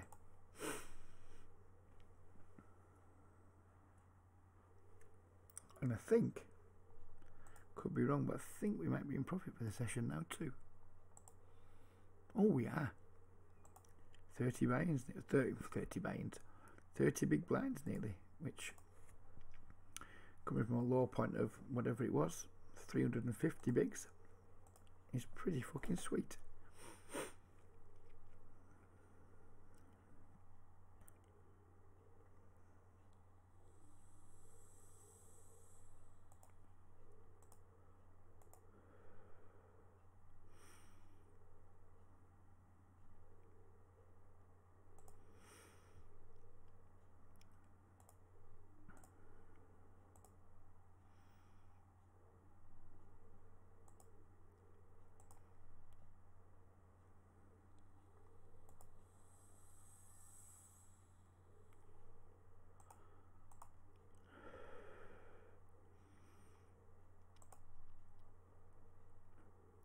Good spot on this river.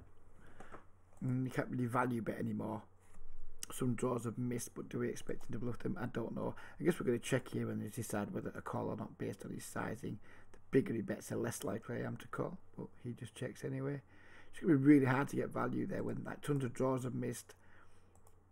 Top pair and the flops now made trips. Like, what are we really going to get value from? Jacks exactly would have been one of those hands, I guess, but that's literally one of the only hands I think, unless you bet super tiny.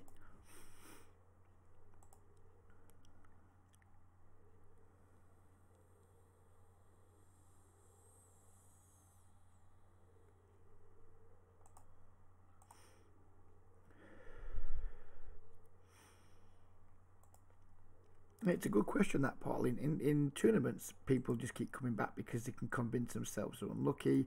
They're looking for the big score, so they just keep depositing, hoping that one day they bink something for thousands or whatever. In cash games, it's harder. It's harder to understand why people come back night in, night out and grind games that they are losing in on a regular basis. But that said, back in the days when I was a winning player, I was doing exactly the same thing. And again, it's just because I was a gambler and I enjoyed it. I enjoyed the gamble. Sometimes I won from time to time, which made me feel good.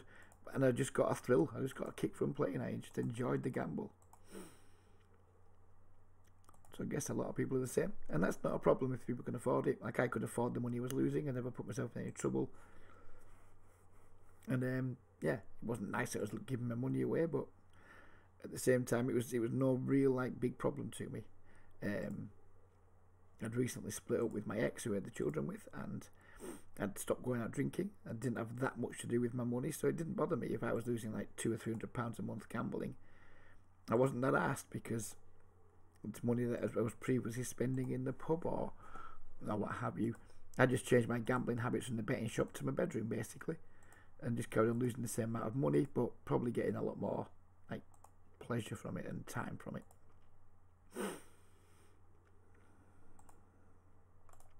Yeah, some guys just like playing, and they probably realise they're an underdog, but just maybe they just don't fucking care much.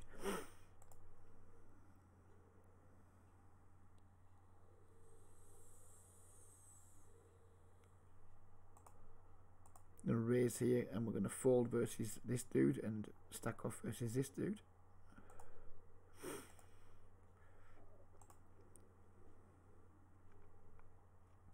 Tends a pretty shit turn card, but you know, by this point we're pretty much committed with only 26 blinds left. You know, same hand.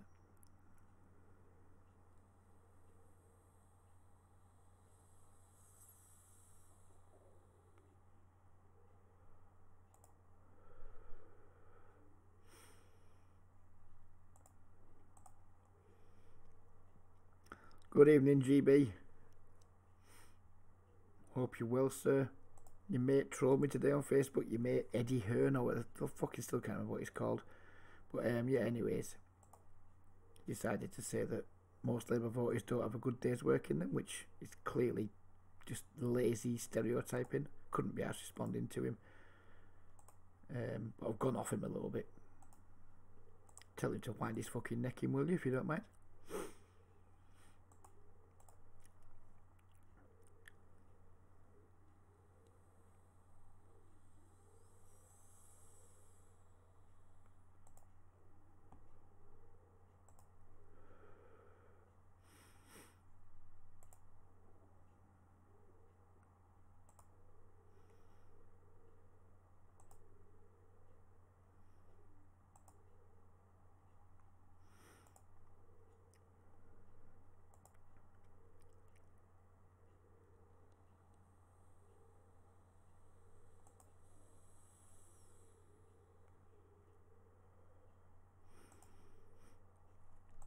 I really wanted to fold to a lead on this river. Not sure we can or should be folding to. This bet we're getting like such good odds to call. I mean, we're going to lose a fucking ton, but we can afford to lose a ton. Yeah, he just made the nuts and check call, donk.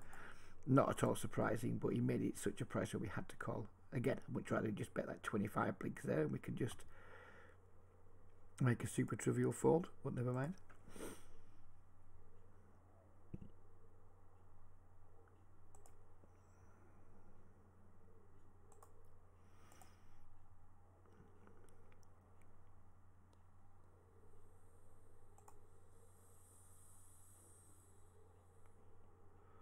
There's dog wanker river to jam on, but we just need to. Again, got a half pot left, less than half pot.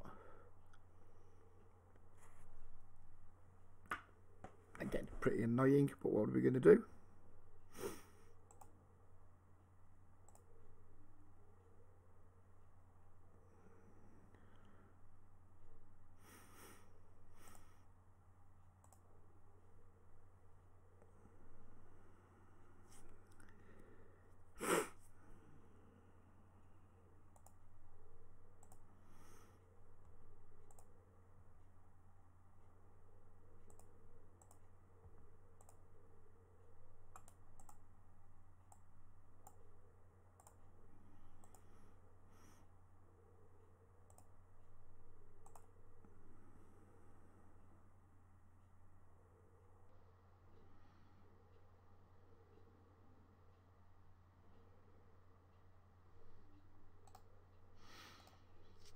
Gregory's always got the good solid maths based answer.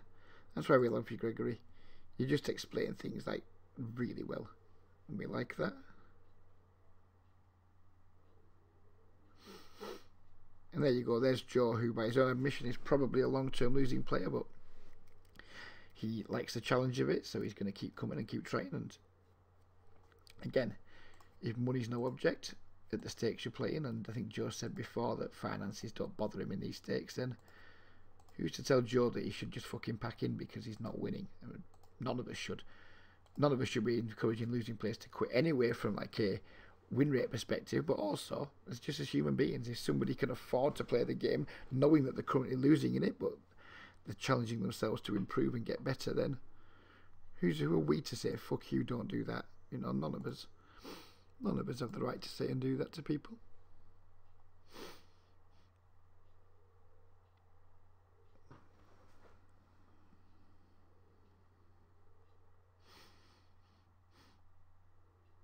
I'm going to c-bet here. Normally wouldn't, but I'm going to do it because I want to like try and create an impression of being aggressive when we're just out to 3-betting with aces. So I'm sacrificing 2.1 bigs here to hopefully get more action on the aces over here. We're like betting into him twice in 2 spots. Maybe he just makes some mistakes. Maybe that could be bollocks as well, but makes sense to me.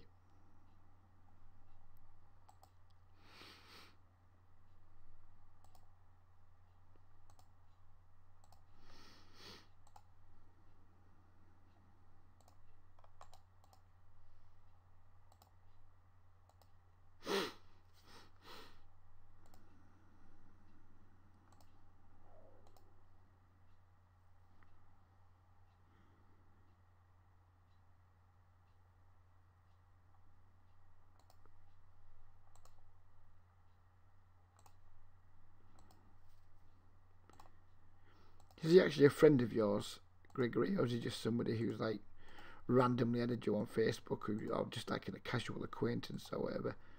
I tried to keep my Facebook pretty clean with just people who I am actual real life friends with, but I do have some online friends on there too. But it's very few and far between. I've got loads of friend requests stacked up that I just completely ignore. I mean, maybe just somebody you know through poker or whatever, but yeah. He needs to keep his nose the fuck out of my posts, basically.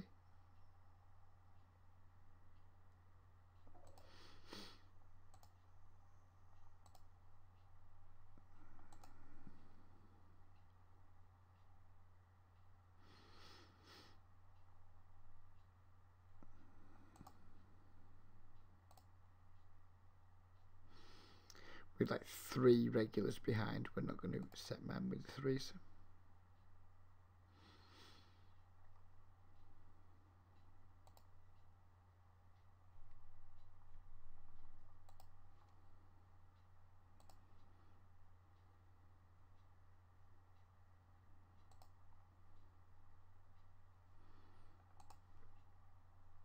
Checking the chat for any lurkers who might be kicking around. Electrical skateboard, you've been around a lot and you've never once put something in the chat. Just amuse me and say hello in the chat, please. You don't have to tell us anything about yourself, but just for my amusement, just type hi in the chat or something. There we have Max in the chat. Hasn't chatted much yet tonight.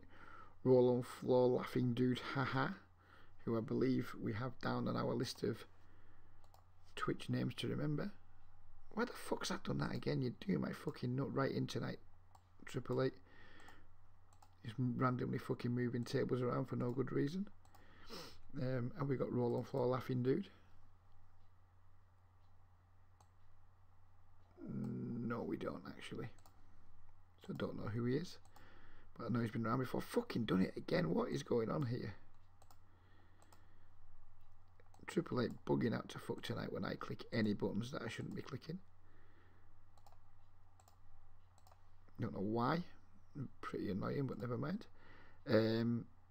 Surferage in the chat. Oh, I said the word. Ah. Now I feel like I need to wash my mouth out with soap and water. Slow cool in the chat, and Alex, who hasn't really commented since effectively saying I was a fucking nit for not playing the 50NL. I'm going to triple barrel here now with the 710 suited, given that we've turned some good equity. We've driven a pair. I don't think we're going to get him off a 9 or an 8 at this stage, so we're just going to... Wow, 2 queens. You certainly weren't going to get him off that. Limp call the 2 queens, then just play it like that. It's hard to lose big pots when people are doing that. Because you just know he's paying that river. If I make my straight or my flush, you just know that the payoff's coming.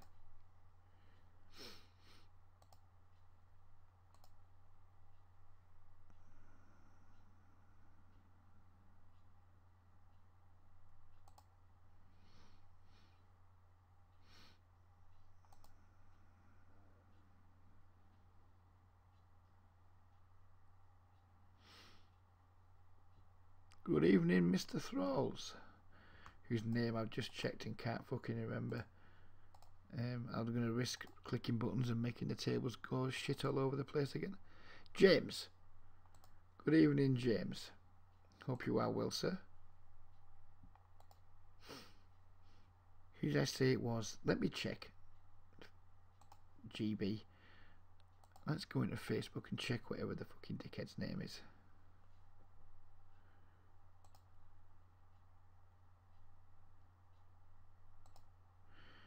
Wow, slow played again with the 2 queens. We're getting lucky here, right? Not losing some bigger pots. Right, where's his fucking name at? Oh, we have a new follower, and it is Full Force 01. Thank you ever so much, buddy. Very much appreciated. Please come back again and again and again and again and again. Don't like that heart or the king. 5-3. Okay. Where's your fucking mate's name at?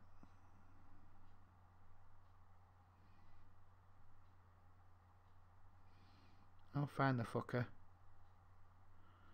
I'll fucking find him. Don't you worry about that.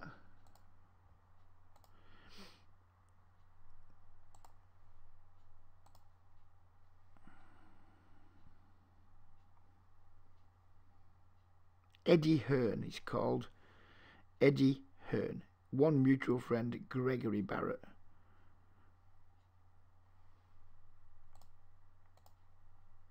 Did he actually have a picture of Eddie fucking Hearn as well? Oh, where's my fucking tables gone again? Fuck you. Where's that one disappear? Why do the tables keep going to this fucking screen? Because I'm... Fuck off.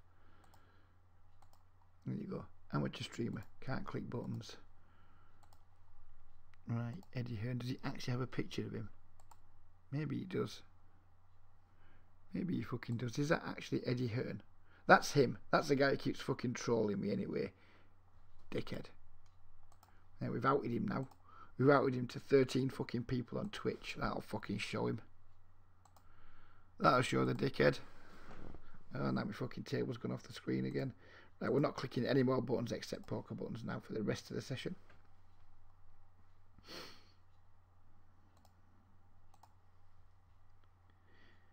If he's not a real friend of yours, well, I might just block the cunt anyway. Might just fucking block him because there was zero interest in anything he has to say or do anyway. Randomly added me as a friend. I'm not sure how he's got friend status from me. Probably just because he was your friend and I didn't want to insult you. But yeah, he's getting the full fucking block treatment anyway. Bollocks to him.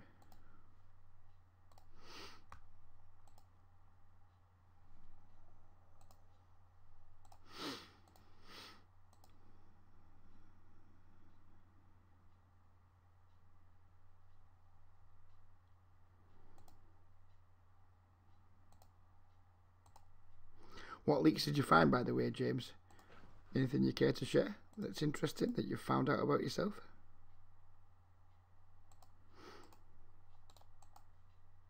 What's our note here? 26-20 seems pretty aggro. Gonna go with the 4-bet bluff then, because we don't really have a hand that we can do an awful lot of check calling with against somebody who's gonna like probably put tons of pressure on.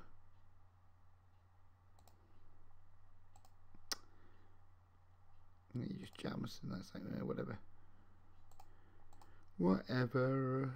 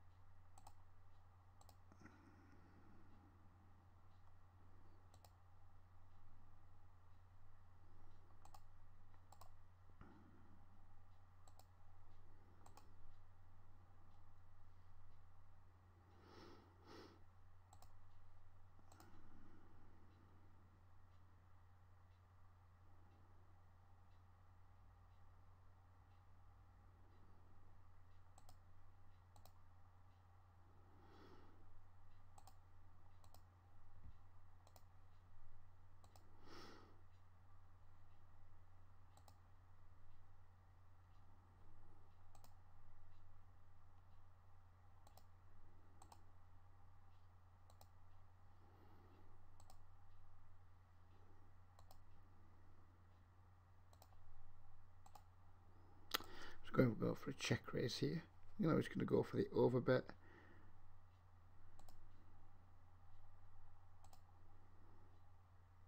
He calls with the ace-4. Fair enough. Pretty nitty of him to like not bet the turn after we checked twice. I didn't think he had much there, which is why I went for the over bet, but we didn't know him.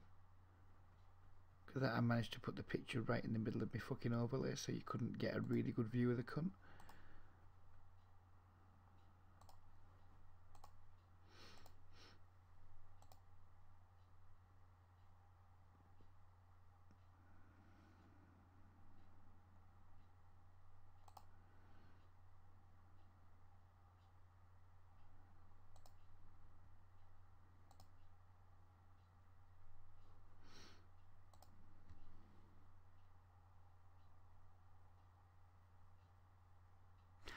Jason Williams, you're right, he's changed his screen name. I thought I recognised him.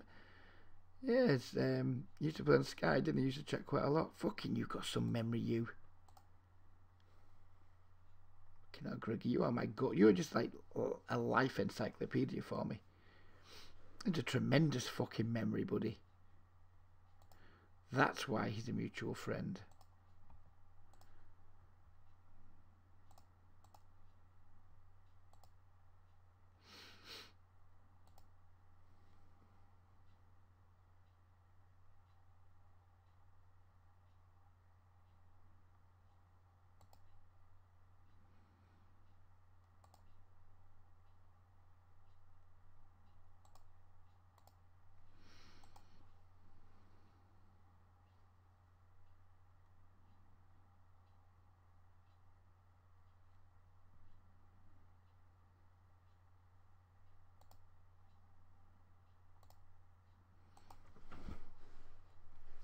Very disappointing to get raised here on table 1. Given we have like gut shot to the nuts and a backdoor flush draw, it's almost tempting to call. We're not going to, but it's, if we made it slightly smaller, if we made it like 28 or something, I would have called for sure. As it is, he's a fucking nit who like, doesn't keep the pressure. Maybe my note's wrong because he's been putting plenty of pressure on tonight, so he's definitely someone tomorrow I'm going to go and do more work on, because those like post-flop stats could have like changed significantly over the course of a session and a small sample. So I'm absolutely going to do more work on him tomorrow, because I suspect that my 17-14 low 3-bet passive type note might not quite be right. In fact, we can actually check up on him now, can't we? What's his name? You can see if it's changed any during the course of the session. 8, high card 6. I think that's someone I've actually got quite a few hands on, so I don't think his stats will have moved too much in one session. We'll check him out anyway.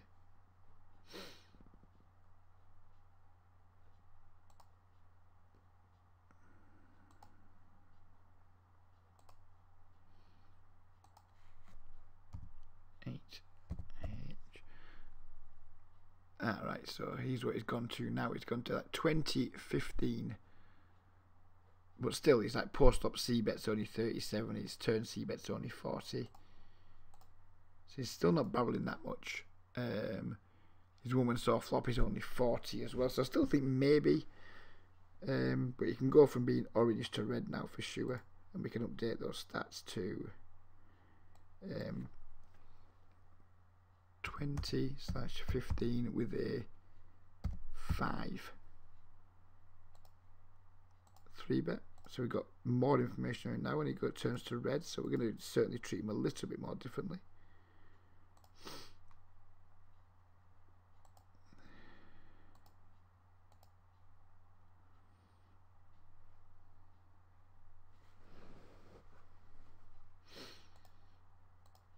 Maybe put an extra 400 hands on within this session, maybe. I'm not sure how many hands we played so far.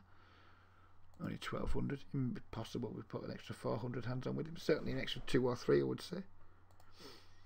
Seems to have been around since the start.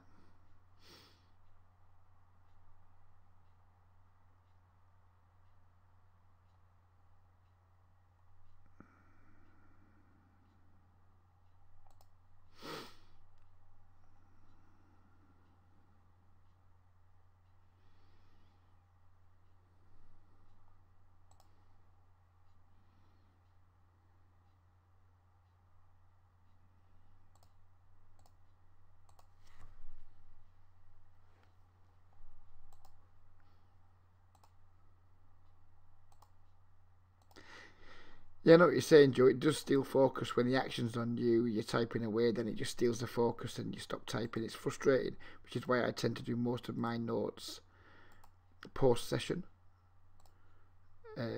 Just because it's just easier that way.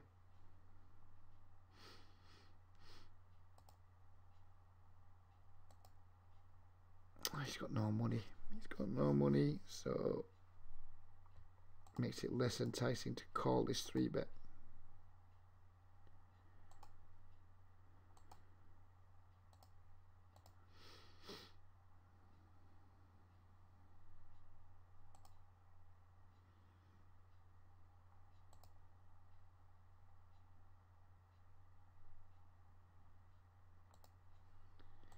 Check raise by the hairy back, big here. He either has a set or a straight. There's just no other way of describing this, in my opinion. We're going to jam here, and we're either going to be behind 287 or ahead of pocket 5s or pocket 6s. He does have the straight, just a bit of a cooler.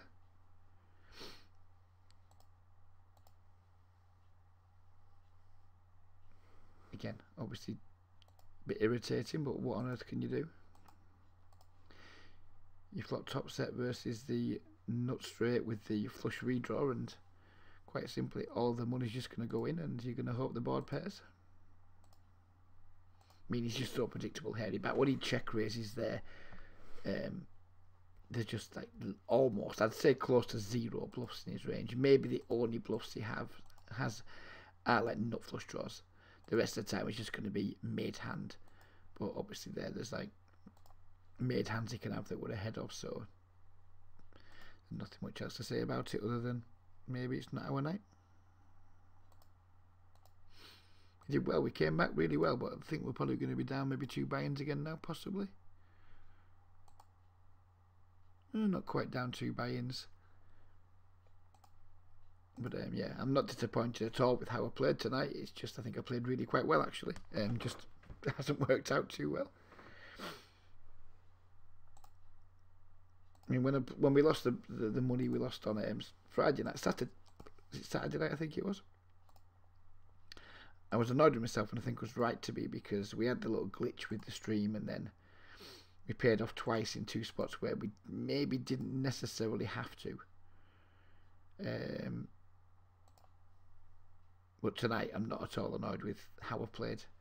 The big pots we've lost have mostly been like coolers or bad beats and whatever, and then that's just going to happen, isn't it?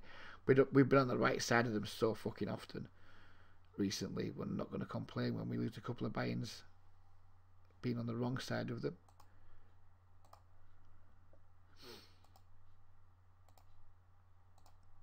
What do I think this dude has here? 2 kings, I think. I think he has 2 kings, possibly 2 jacks, but I think the aces probably give us the best hand.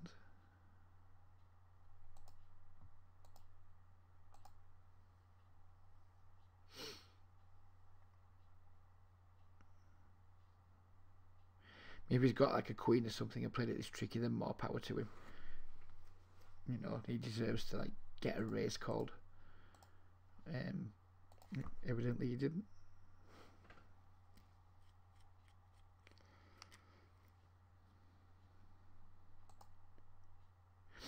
3 regulars behind, 2 fishing. I'm gonna go for it, lads. We're going for the fucking limp raise with the aces. The transparent limp raise.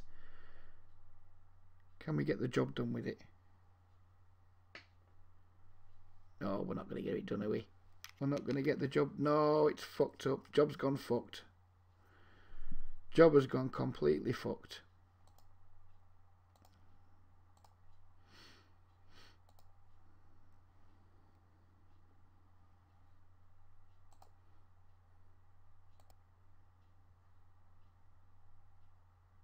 This is where we get punished by somebody just having like a 5 or something, isn't it? We're in trouble. We're in trouble. Completely butchered the aces. And now we've run into someone who's got like fucking king 5 offsuit or what have you. Nah, fuck it. We're just whatever. Completely fucked it.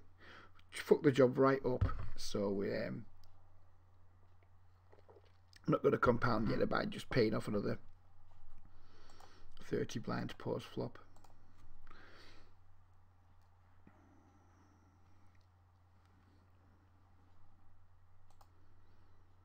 This cunt's getting the fucking short stack tag.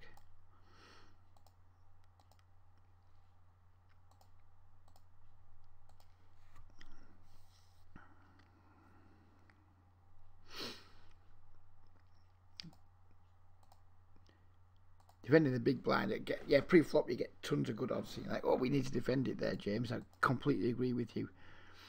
Post-flop, you know, you kind of got to have the nuts in a multi-way pot. Yeah. I hear you, brother. I fucking hear you.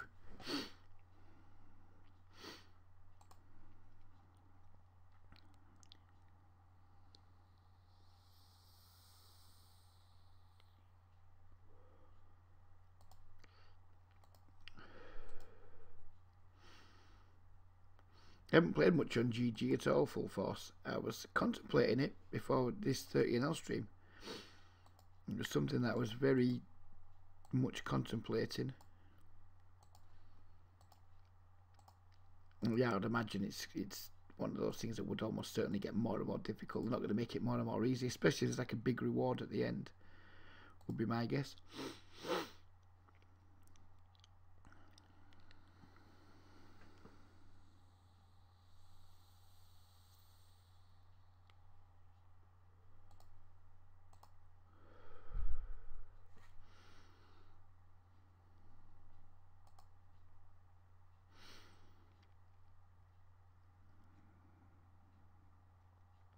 Yes, almost certainly streaming tomorrow night, Paul.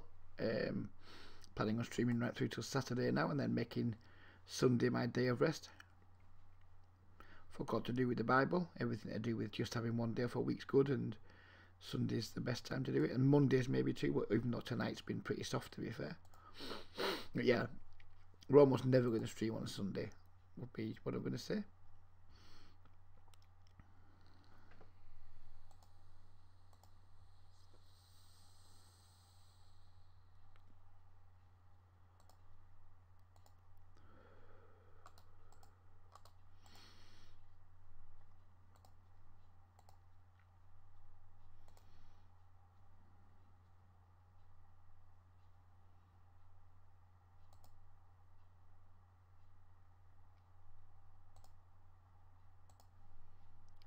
The small 3-bet with the Queen 9 suit is a very playable hand, and we want to try and get heads up. We've got like two blue tags behind us, which means they're going to be playing a short stack strategy, 3-betting a lot, which is pretty shit for us.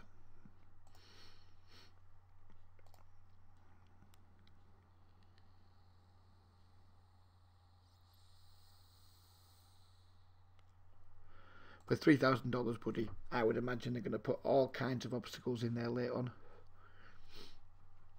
It's not something I'd be chasing, because it's going to ask you to do some pretty stupid or very difficult things in the last few days, I would imagine, for you to get over the line. And my guess is, for you to get 3,000 back at the end of it, you're going to have to have raked significantly more than 3,000. So yeah, I wouldn't really bother if I was you, but if you do decide to go for it, do keep us in touch with how it's going for you.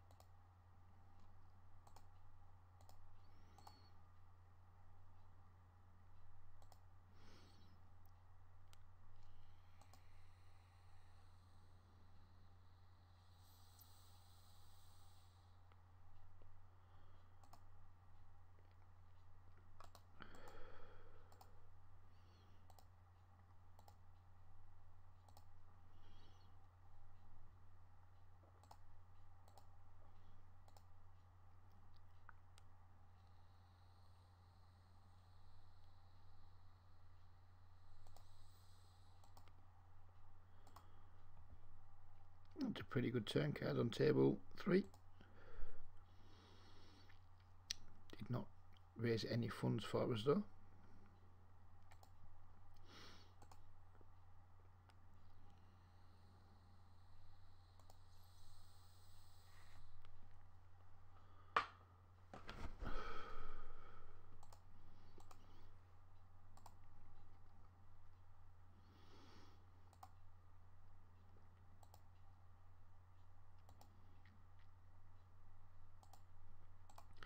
Check flop, bet turn, bomb river. Trying to think of some hands we can beat here that might take that line. It doesn't make much sense to me in terms of like what bluffs he can have. So we'll just fold.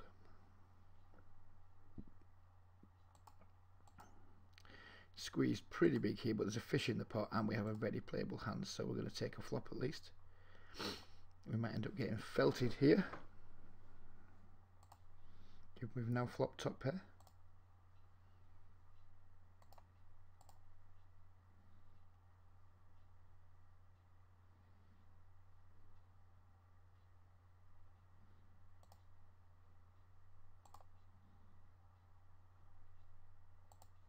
Ten shouldn't change too much. Again, I think you can have like some queen and stuff here.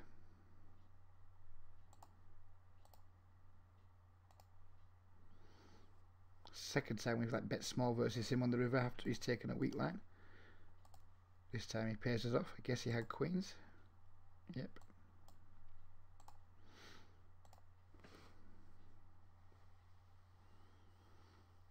Lazy Hazy Boy, welcome to the stream, buddy. Never seen you before. Thank you for joining us. Please feel free to hit the follow button. It doesn't cost anything.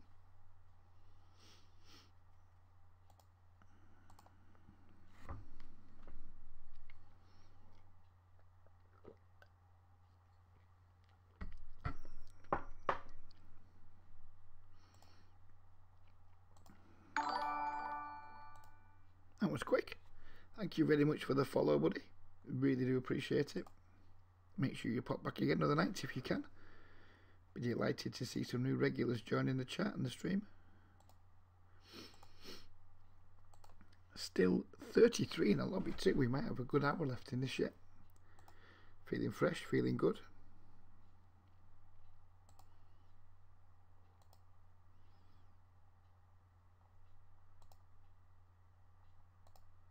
We're going to fold the turn to a double barrel from Hairy Bat. Doesn't get out of line very often. We have to call the flop, of course, but I think if we get any more action from him, we're probably going to be best served folding.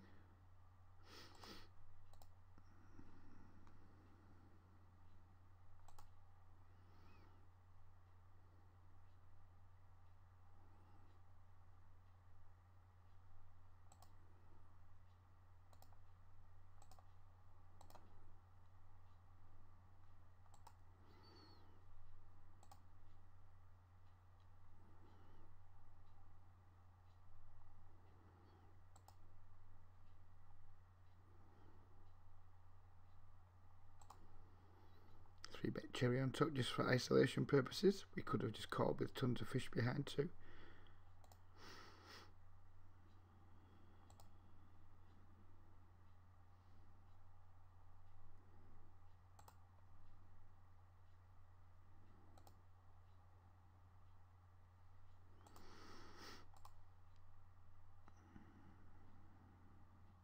Yeah, please do, Force. Genuinely would be interested to see how close you can get to it. And also, if you could share how much rake you pay trying to achieve it, that'd be interesting too, I think.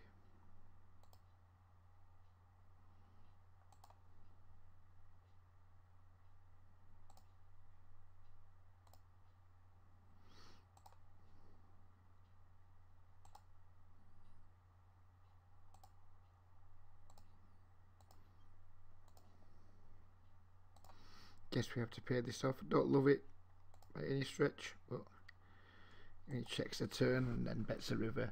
He can hopefully have some flushes that he's going within value with.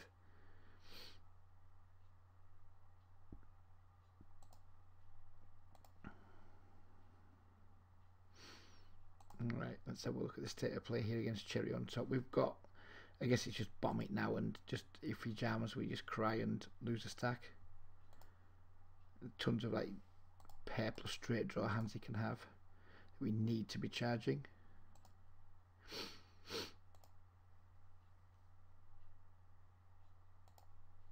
I mean, when he jams we're probably going to be about fucked, but at that point we're not going to be folding an overpair that we've double barreled.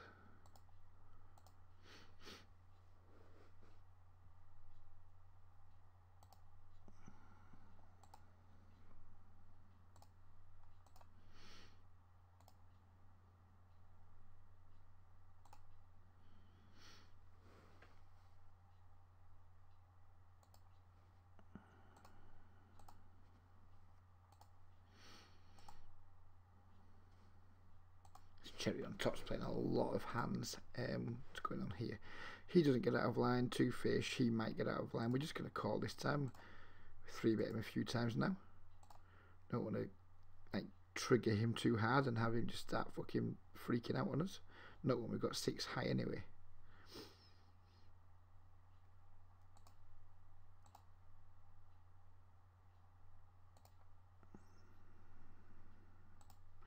Thinking of a nice sexy 4 of hearts here on the turn. 10 of hearts. No fucking use to man or beast.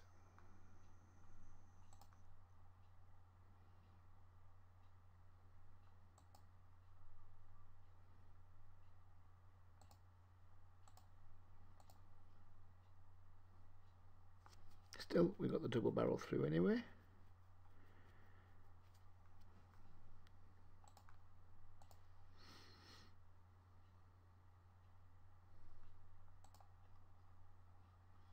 Yeah, YouTube, I've not been doing as much on that lately because of the streaming, and it's kind of time consuming to do both, especially when I'm doing work in the mornings on my opponents and things. So I have less time. I used to do a lot of my YouTube stuff in the mornings and have less time in the mornings to do that now, which is a shame, but we can't be burning the candle at all ends. This stream tonight, we got no music because it's going to go out tomorrow on YouTube.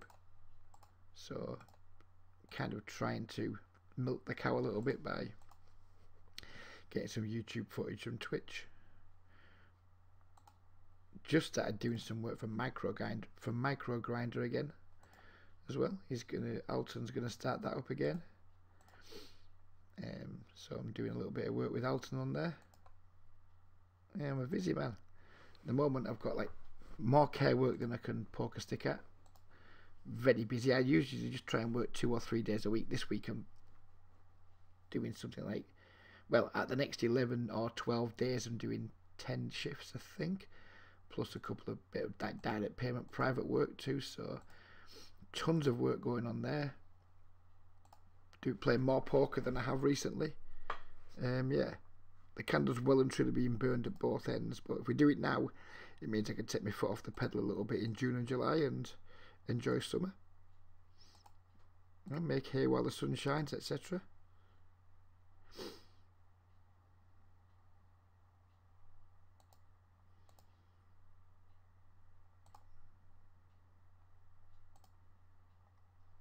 And I'm lucky because I really love my job, so it's not too hard going into work. I mean, tomorrow night, for example, I'm going into work, well, tomorrow afternoon, going into work at 2:30. The gentleman I support won't be leaving day services till 3:45, so the first hour and a bit of my shift will just be basically sitting around chatting with colleagues. Then we come home, they'll help the guy with his tea, with his personal care, etc. Then we're going out to watch the circus. I mean, how's that work? There's just no work involved there as such. I mean, yeah, of course it's work. It's taking my time, but it's just a complete pleasure, so that's nice. Wednesday I'm going to play snooker with a service user in the afternoon, which again is pretty damn sweet. Thursday I'm actually off, but we have some direct payment work in the evening that my wife and I do. Friday I'm going to somebody just supporting them to go shopping and again possibly have a game of snooker at the end of it. Off Saturday in Sunday. I mean, it's just a piece of piss. It's just a lovely job. I mean, the pay's not great, but it's not, it doesn't feel like work most of the time, especially when the weather's as nice as it is. So yeah, I'm not complaining. I like having lazy days, but I also quite like being busy too. But it's stuff that I enjoy doing.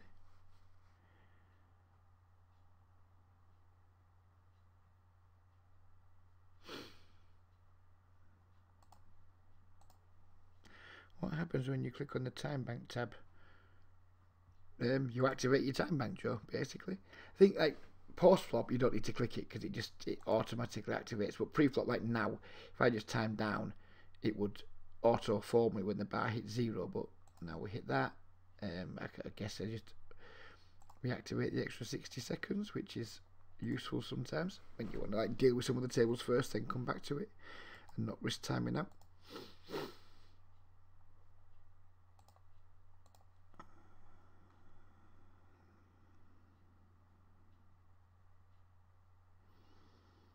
Looks like El Mago Loco's quitting for the evening, which is a shame because he's one of the weaker players.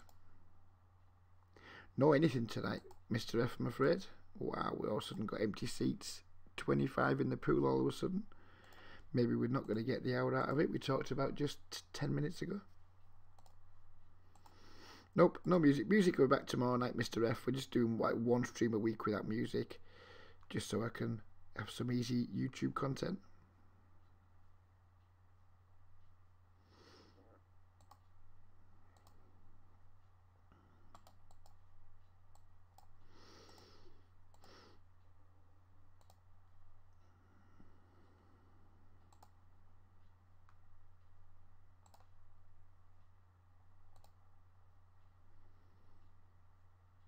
Bet big. Please bet big. That isn't really, really big. So I think we're going to get probably a lot of fold to this raise, but I don't want to risk another heart coming off and just killing our action or killing our hand. Let's find this cherry on top. We must have enough hands in him now where we can find something out about him.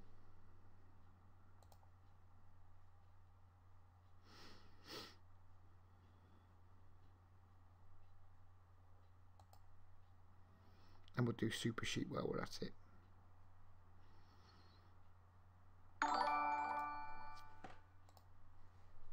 BB496, thank you ever so much for the follow. It's been a good stream for followers. I think we've had 4 or 5, which is really pleasing. Thank you ever so much, everybody who has followed tonight or just come along and watched, or even better if you've got involved in the chat.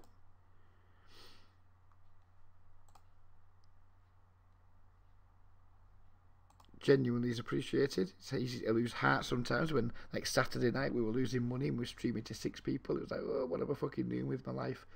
But tonight's been great. We've had like good numbers watching all the time. We're down to just 9 now, but we did peak at something like 18, which is pleasing.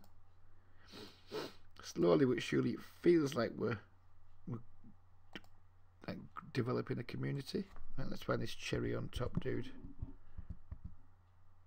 Cherry on top. There he is. I'm only playing 31-20, which I thought it'd be a little bit more aggro than that. We don't have too many hands on him, so we're not going to take too many reads from it, but we will type a note up next time we see him. Saves me doing it in the morning, I guess.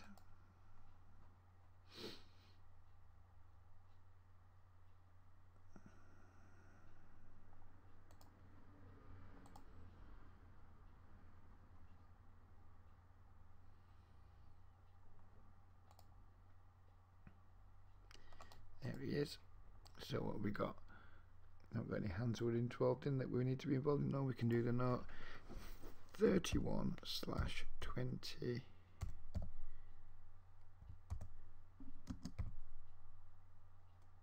Small sample, and we'll give him the bad aggressive purple tag.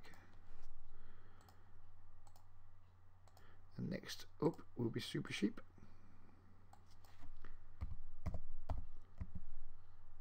Super Sheep, who's playing 27-22 with a high 3 bet, as you would expect from an irritating short stacking toss rack.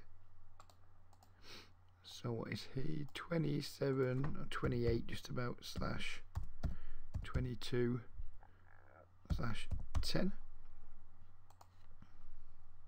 we're going to be maybe looking to 4-bet jam versus him with a slightly wider depolarized range.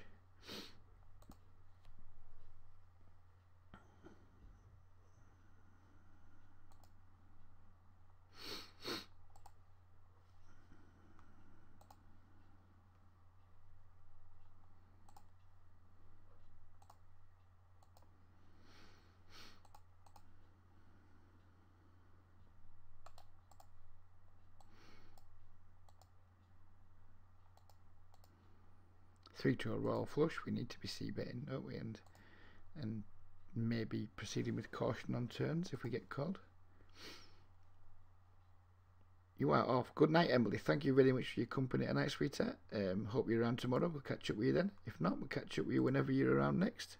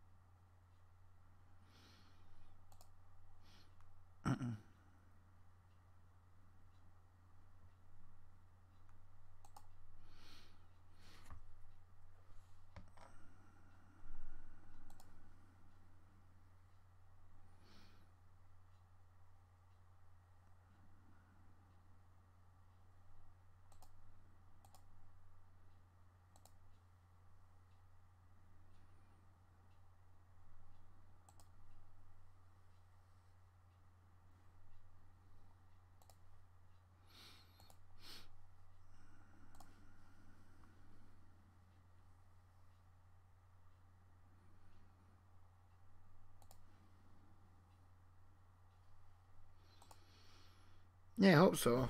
Lazy boy. Sure he will. He's growing all the time. Of course, it is. It can feel a bit like wading through treacle sometimes, but I mean, Rome wasn't built in a day. So yeah, I'm not too bothered by it. It sometimes can be quite frustrating when you're only like struggling to get up 6 and you're not playing well, or you're not running well, or you're not winning. But yeah, you just got to plug on.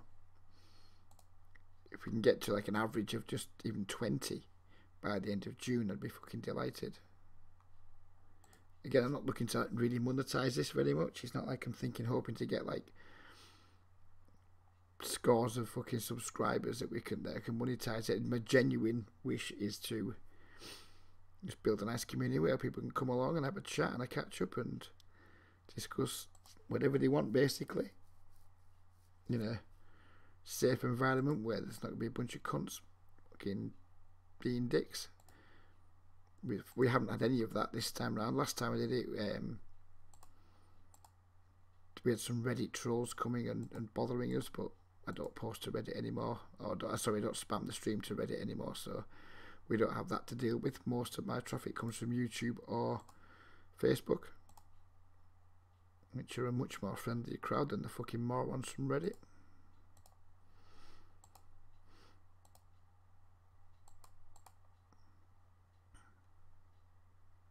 There we go.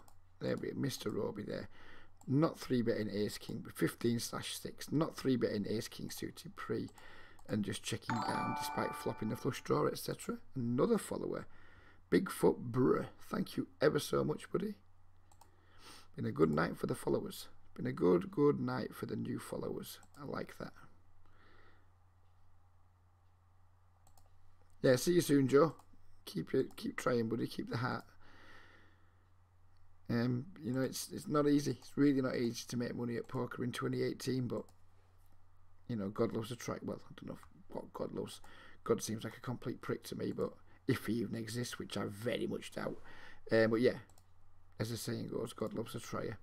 If you want his love at all, not sure I do. But yeah, let's not get into theology at this time of night.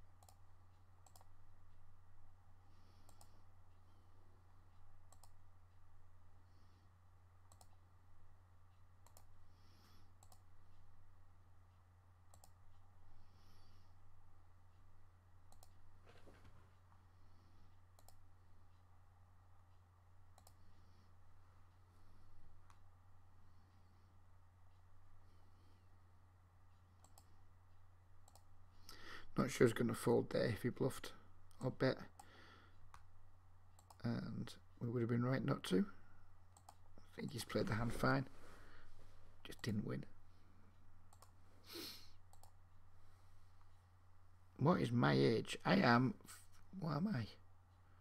44, buddy. So it's certainly on the older side for online poker grinding, but young at heart, I like to think.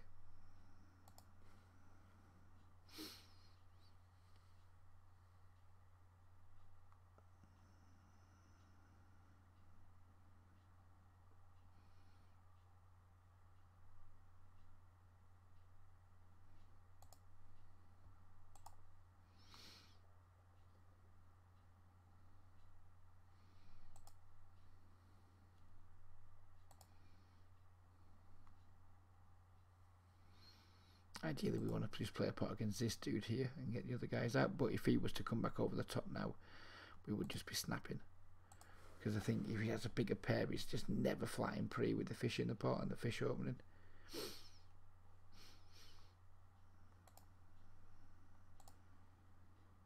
$42, you're nearly right, Joe. Nearly right, buddy. It was 42 2 years ago.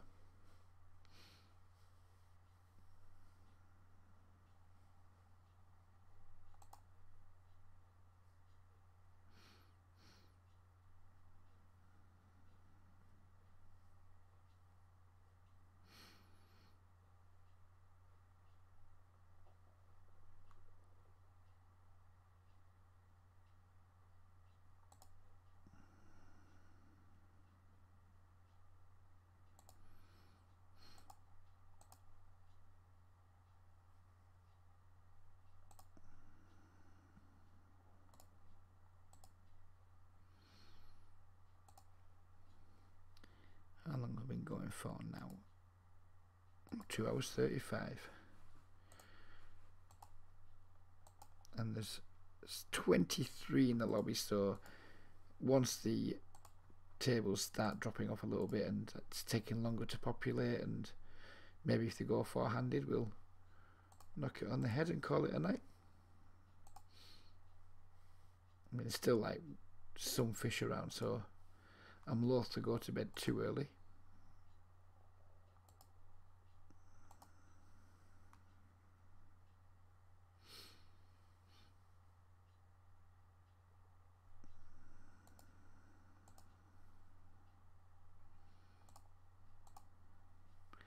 Start off with just a little pro bet on table 1.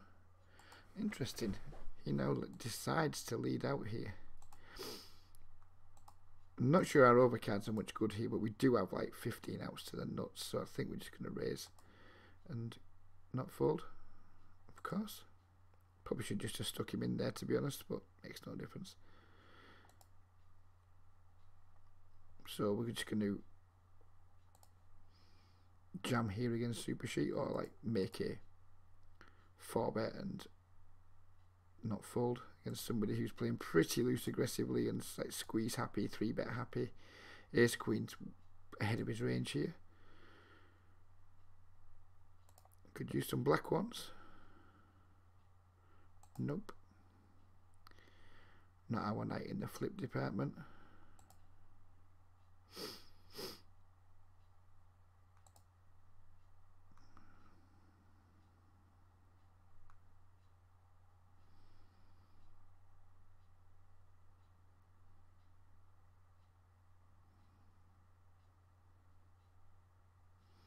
We isolated here and got like a gazillion callers. We're not going to fold against any 3 of these. Maybe we might have to fold against Cherry on top if he raises over our what's going to be quite a large c-bet.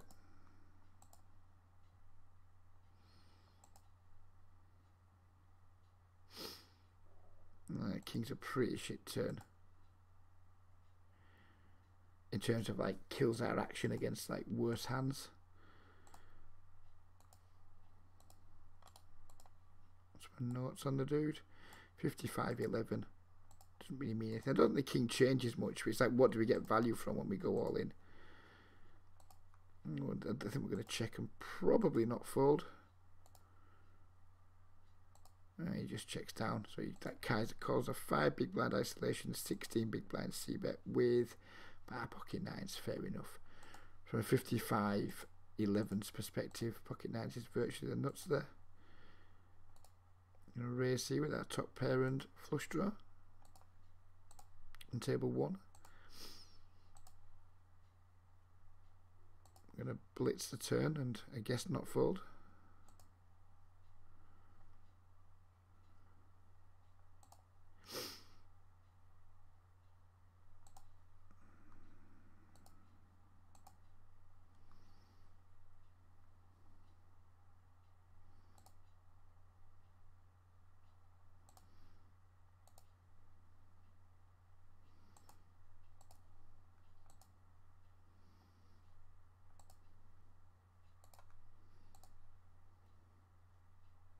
Boo.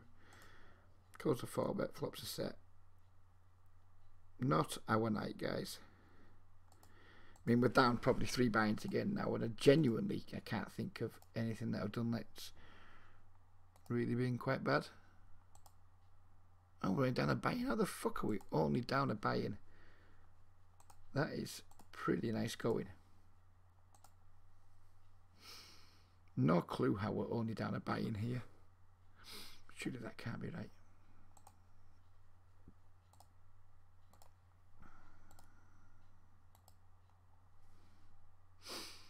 It seems to be.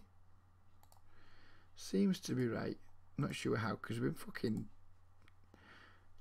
lost a ton of all-ins.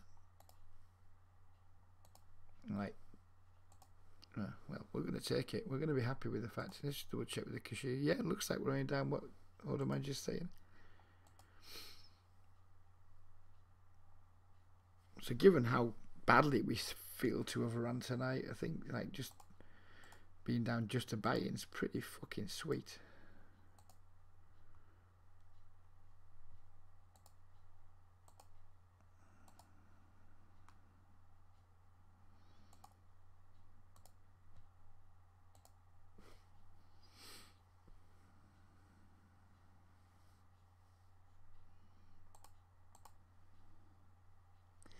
Yeah, 57, Joe. Fair play to you, buddy. That is, you're like geriatric in the online poker world. I mean, I'm well over the hill in the online world in terms of age. I don't feel over the hill. 57, that's a healthy ripe old age to be playing online poker. How many hands a week do I roughly get in? That's a good question. Assuming that I'm playing for at least 15, 16 hours a week, I would say probably getting like 12, maybe 12, 13,000 in, bud. 12 or 13,000, I would guess. If I wasn't streaming, I'd get more in because I'd probably probably start a little bit earlier and maybe sometimes play some daytime sessions. But because we're streaming every hand that we're playing, it does slightly limit my volume, but not to such a huge point that I think it's a problem. Probably nice. It helps me avoid burnout, actually, just like only streaming one longer session per day rather than maybe try to play 2 or 3 shorter sessions. I'm going to go for some value on the river now with our jacks.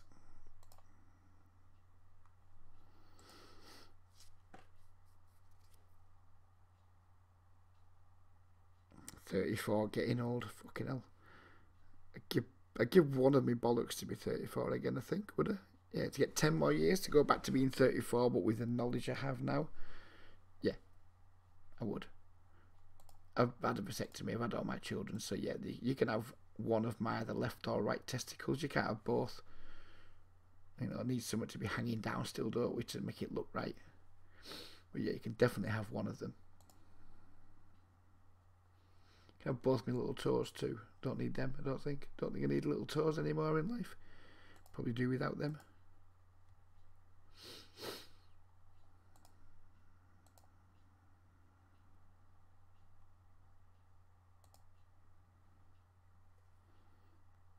$22 fresh out of uni. You could have both my testicles to be 22 again and both my little toes. No problem. What the fuck's this Roby like limping with and just letting me win a tiny pot with? Fucking hell, Roby, have some fucking self-respect, will you? Open limping, ace-9 off on the cut-off. Sweet baby Jesus and the orphans. Right, I'm going to sit out for just a minute while I try and find some oil for my vape. As soon as I find it, I'll be straight back. It'll probably be in the kitchen, I would guess, because the wife puts things in awkward spots for no other reason than to piss me off, I sort of think. Won't be a tick.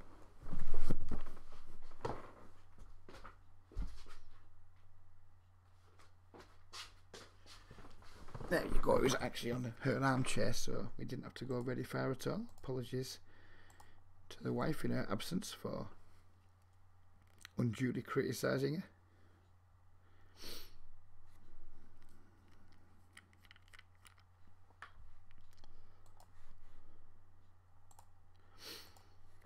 You have to try and steal off Roby, don't we? That's just the law. We flop top pair. We know he's not going to bet, so we may as well bet ourselves. And now he's offered resistance. We probably just hopefully check it down with him. No, we're not paying him off. We're just not paying the Roby off. It's just not what we're about.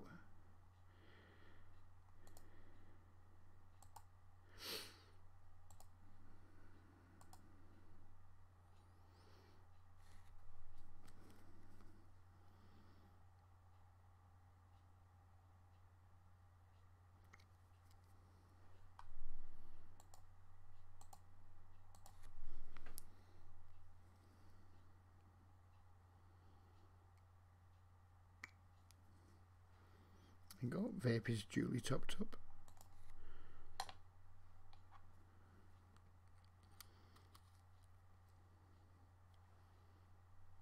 Cheers, Lazy. Thank you very much for coming along. Hope to catch up with you again.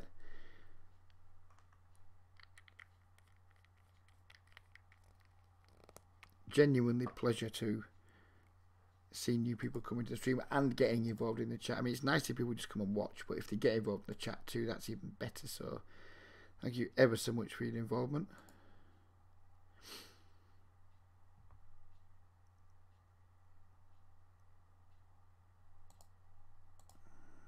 I'm tempted to go a little bit bigger against Cherry on top there just because we're deeper, but we're not so deep.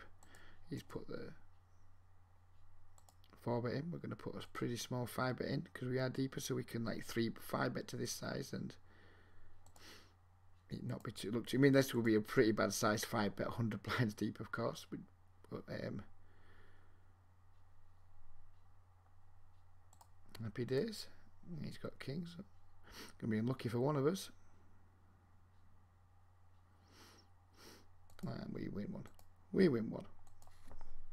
We did the 82.5% all-in pre-flop to win one, but we finally won an all-in pre.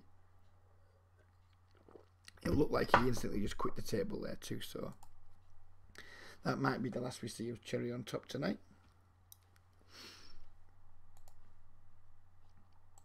Pool is now down to just 17 players, so we're actually going to end the stream on a high ourselves, and we're going to just sitting out next blind at all tables. No interest in grinding through 17 players. There's only 20 in the 50-0 pool too, so pretty pleased though. We managed to get a almost 3-hour stream out of 30-0 on a Monday night, which is pleasing.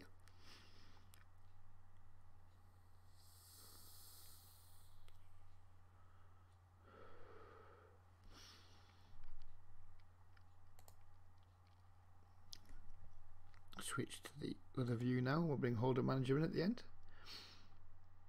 Maybe that last pot just tipped us into a win, I'm not sure.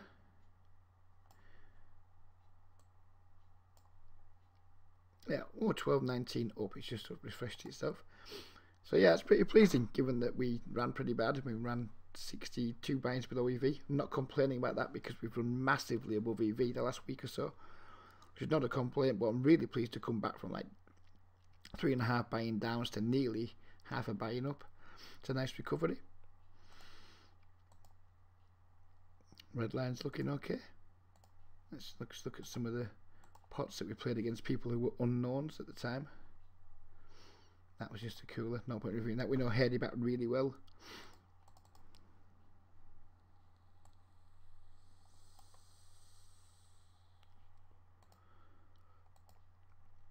So this was against someone we didn't really know. B3 Burma, whatever. Yeah, we just flopped a combo draw, we c-bet, he raised, we 3-bet, he jammed, whatever. He didn't jam, but he clicked it back. Yeah, nothing much to see there, really. I mean, we just, when we hit that flop with Jack 10, we're just going to play for all the beans. We kind of know our overs are no good, but you hope to have, like, we got there 9 flush outs, 3 good shots, 12 outs to the nuts, or what you hope is the nuts. Can't complain about that one too much.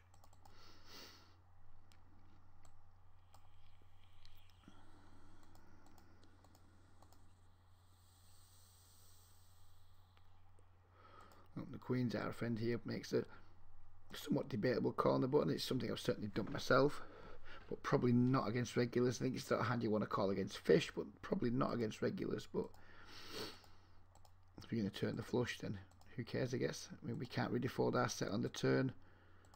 I mean, maybe we can get away from it on the river for $20. Slight overbet, maybe. Well, probably not. I'm not going to beat myself up too much for that one. No, that was just a guy who 3-bet and then called the 4-bet and spiked the set, wasn't it? Again, nothing much we can do there.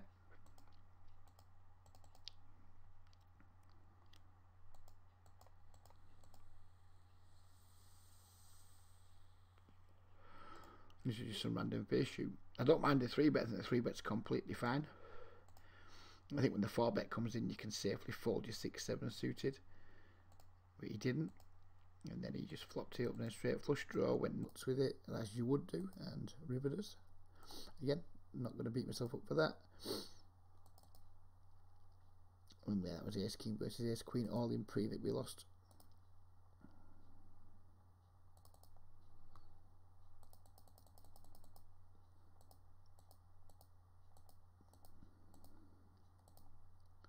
It's just a spot on the river where I guess we're committed by now. He's only got 22, 21 and a bit blinds left. I mean, we don't get called by worse very often, but whatever. We're not going to check fold there.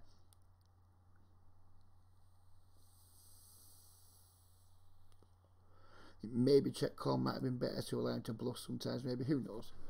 But yeah, basically all the big pots that we've lost, they kind of played themselves, so I'm not disappointed. Disappointed we only managed to win $12. Disappointed we ran below EV. But overall, it's been a really enjoyable stream. Pretty enjoyable session, despite the fact we didn't win very much. And yeah, overall, really enjoyed myself. Just check any comments. How are the empty seats in Snap? I guess it just happens. I mean, iPod could do it too. I guess they just like say, right, it's 4-handed now, fuck it, deal a handout, so they get more rake, obviously. So I guess that's why they do it. Why am I so against PokerStars? Why is everybody so against PokerStars? I've got different reasons for it. I don't really give a fuck about the more rake is better thing. Couldn't give less of a shit about that, in fact. And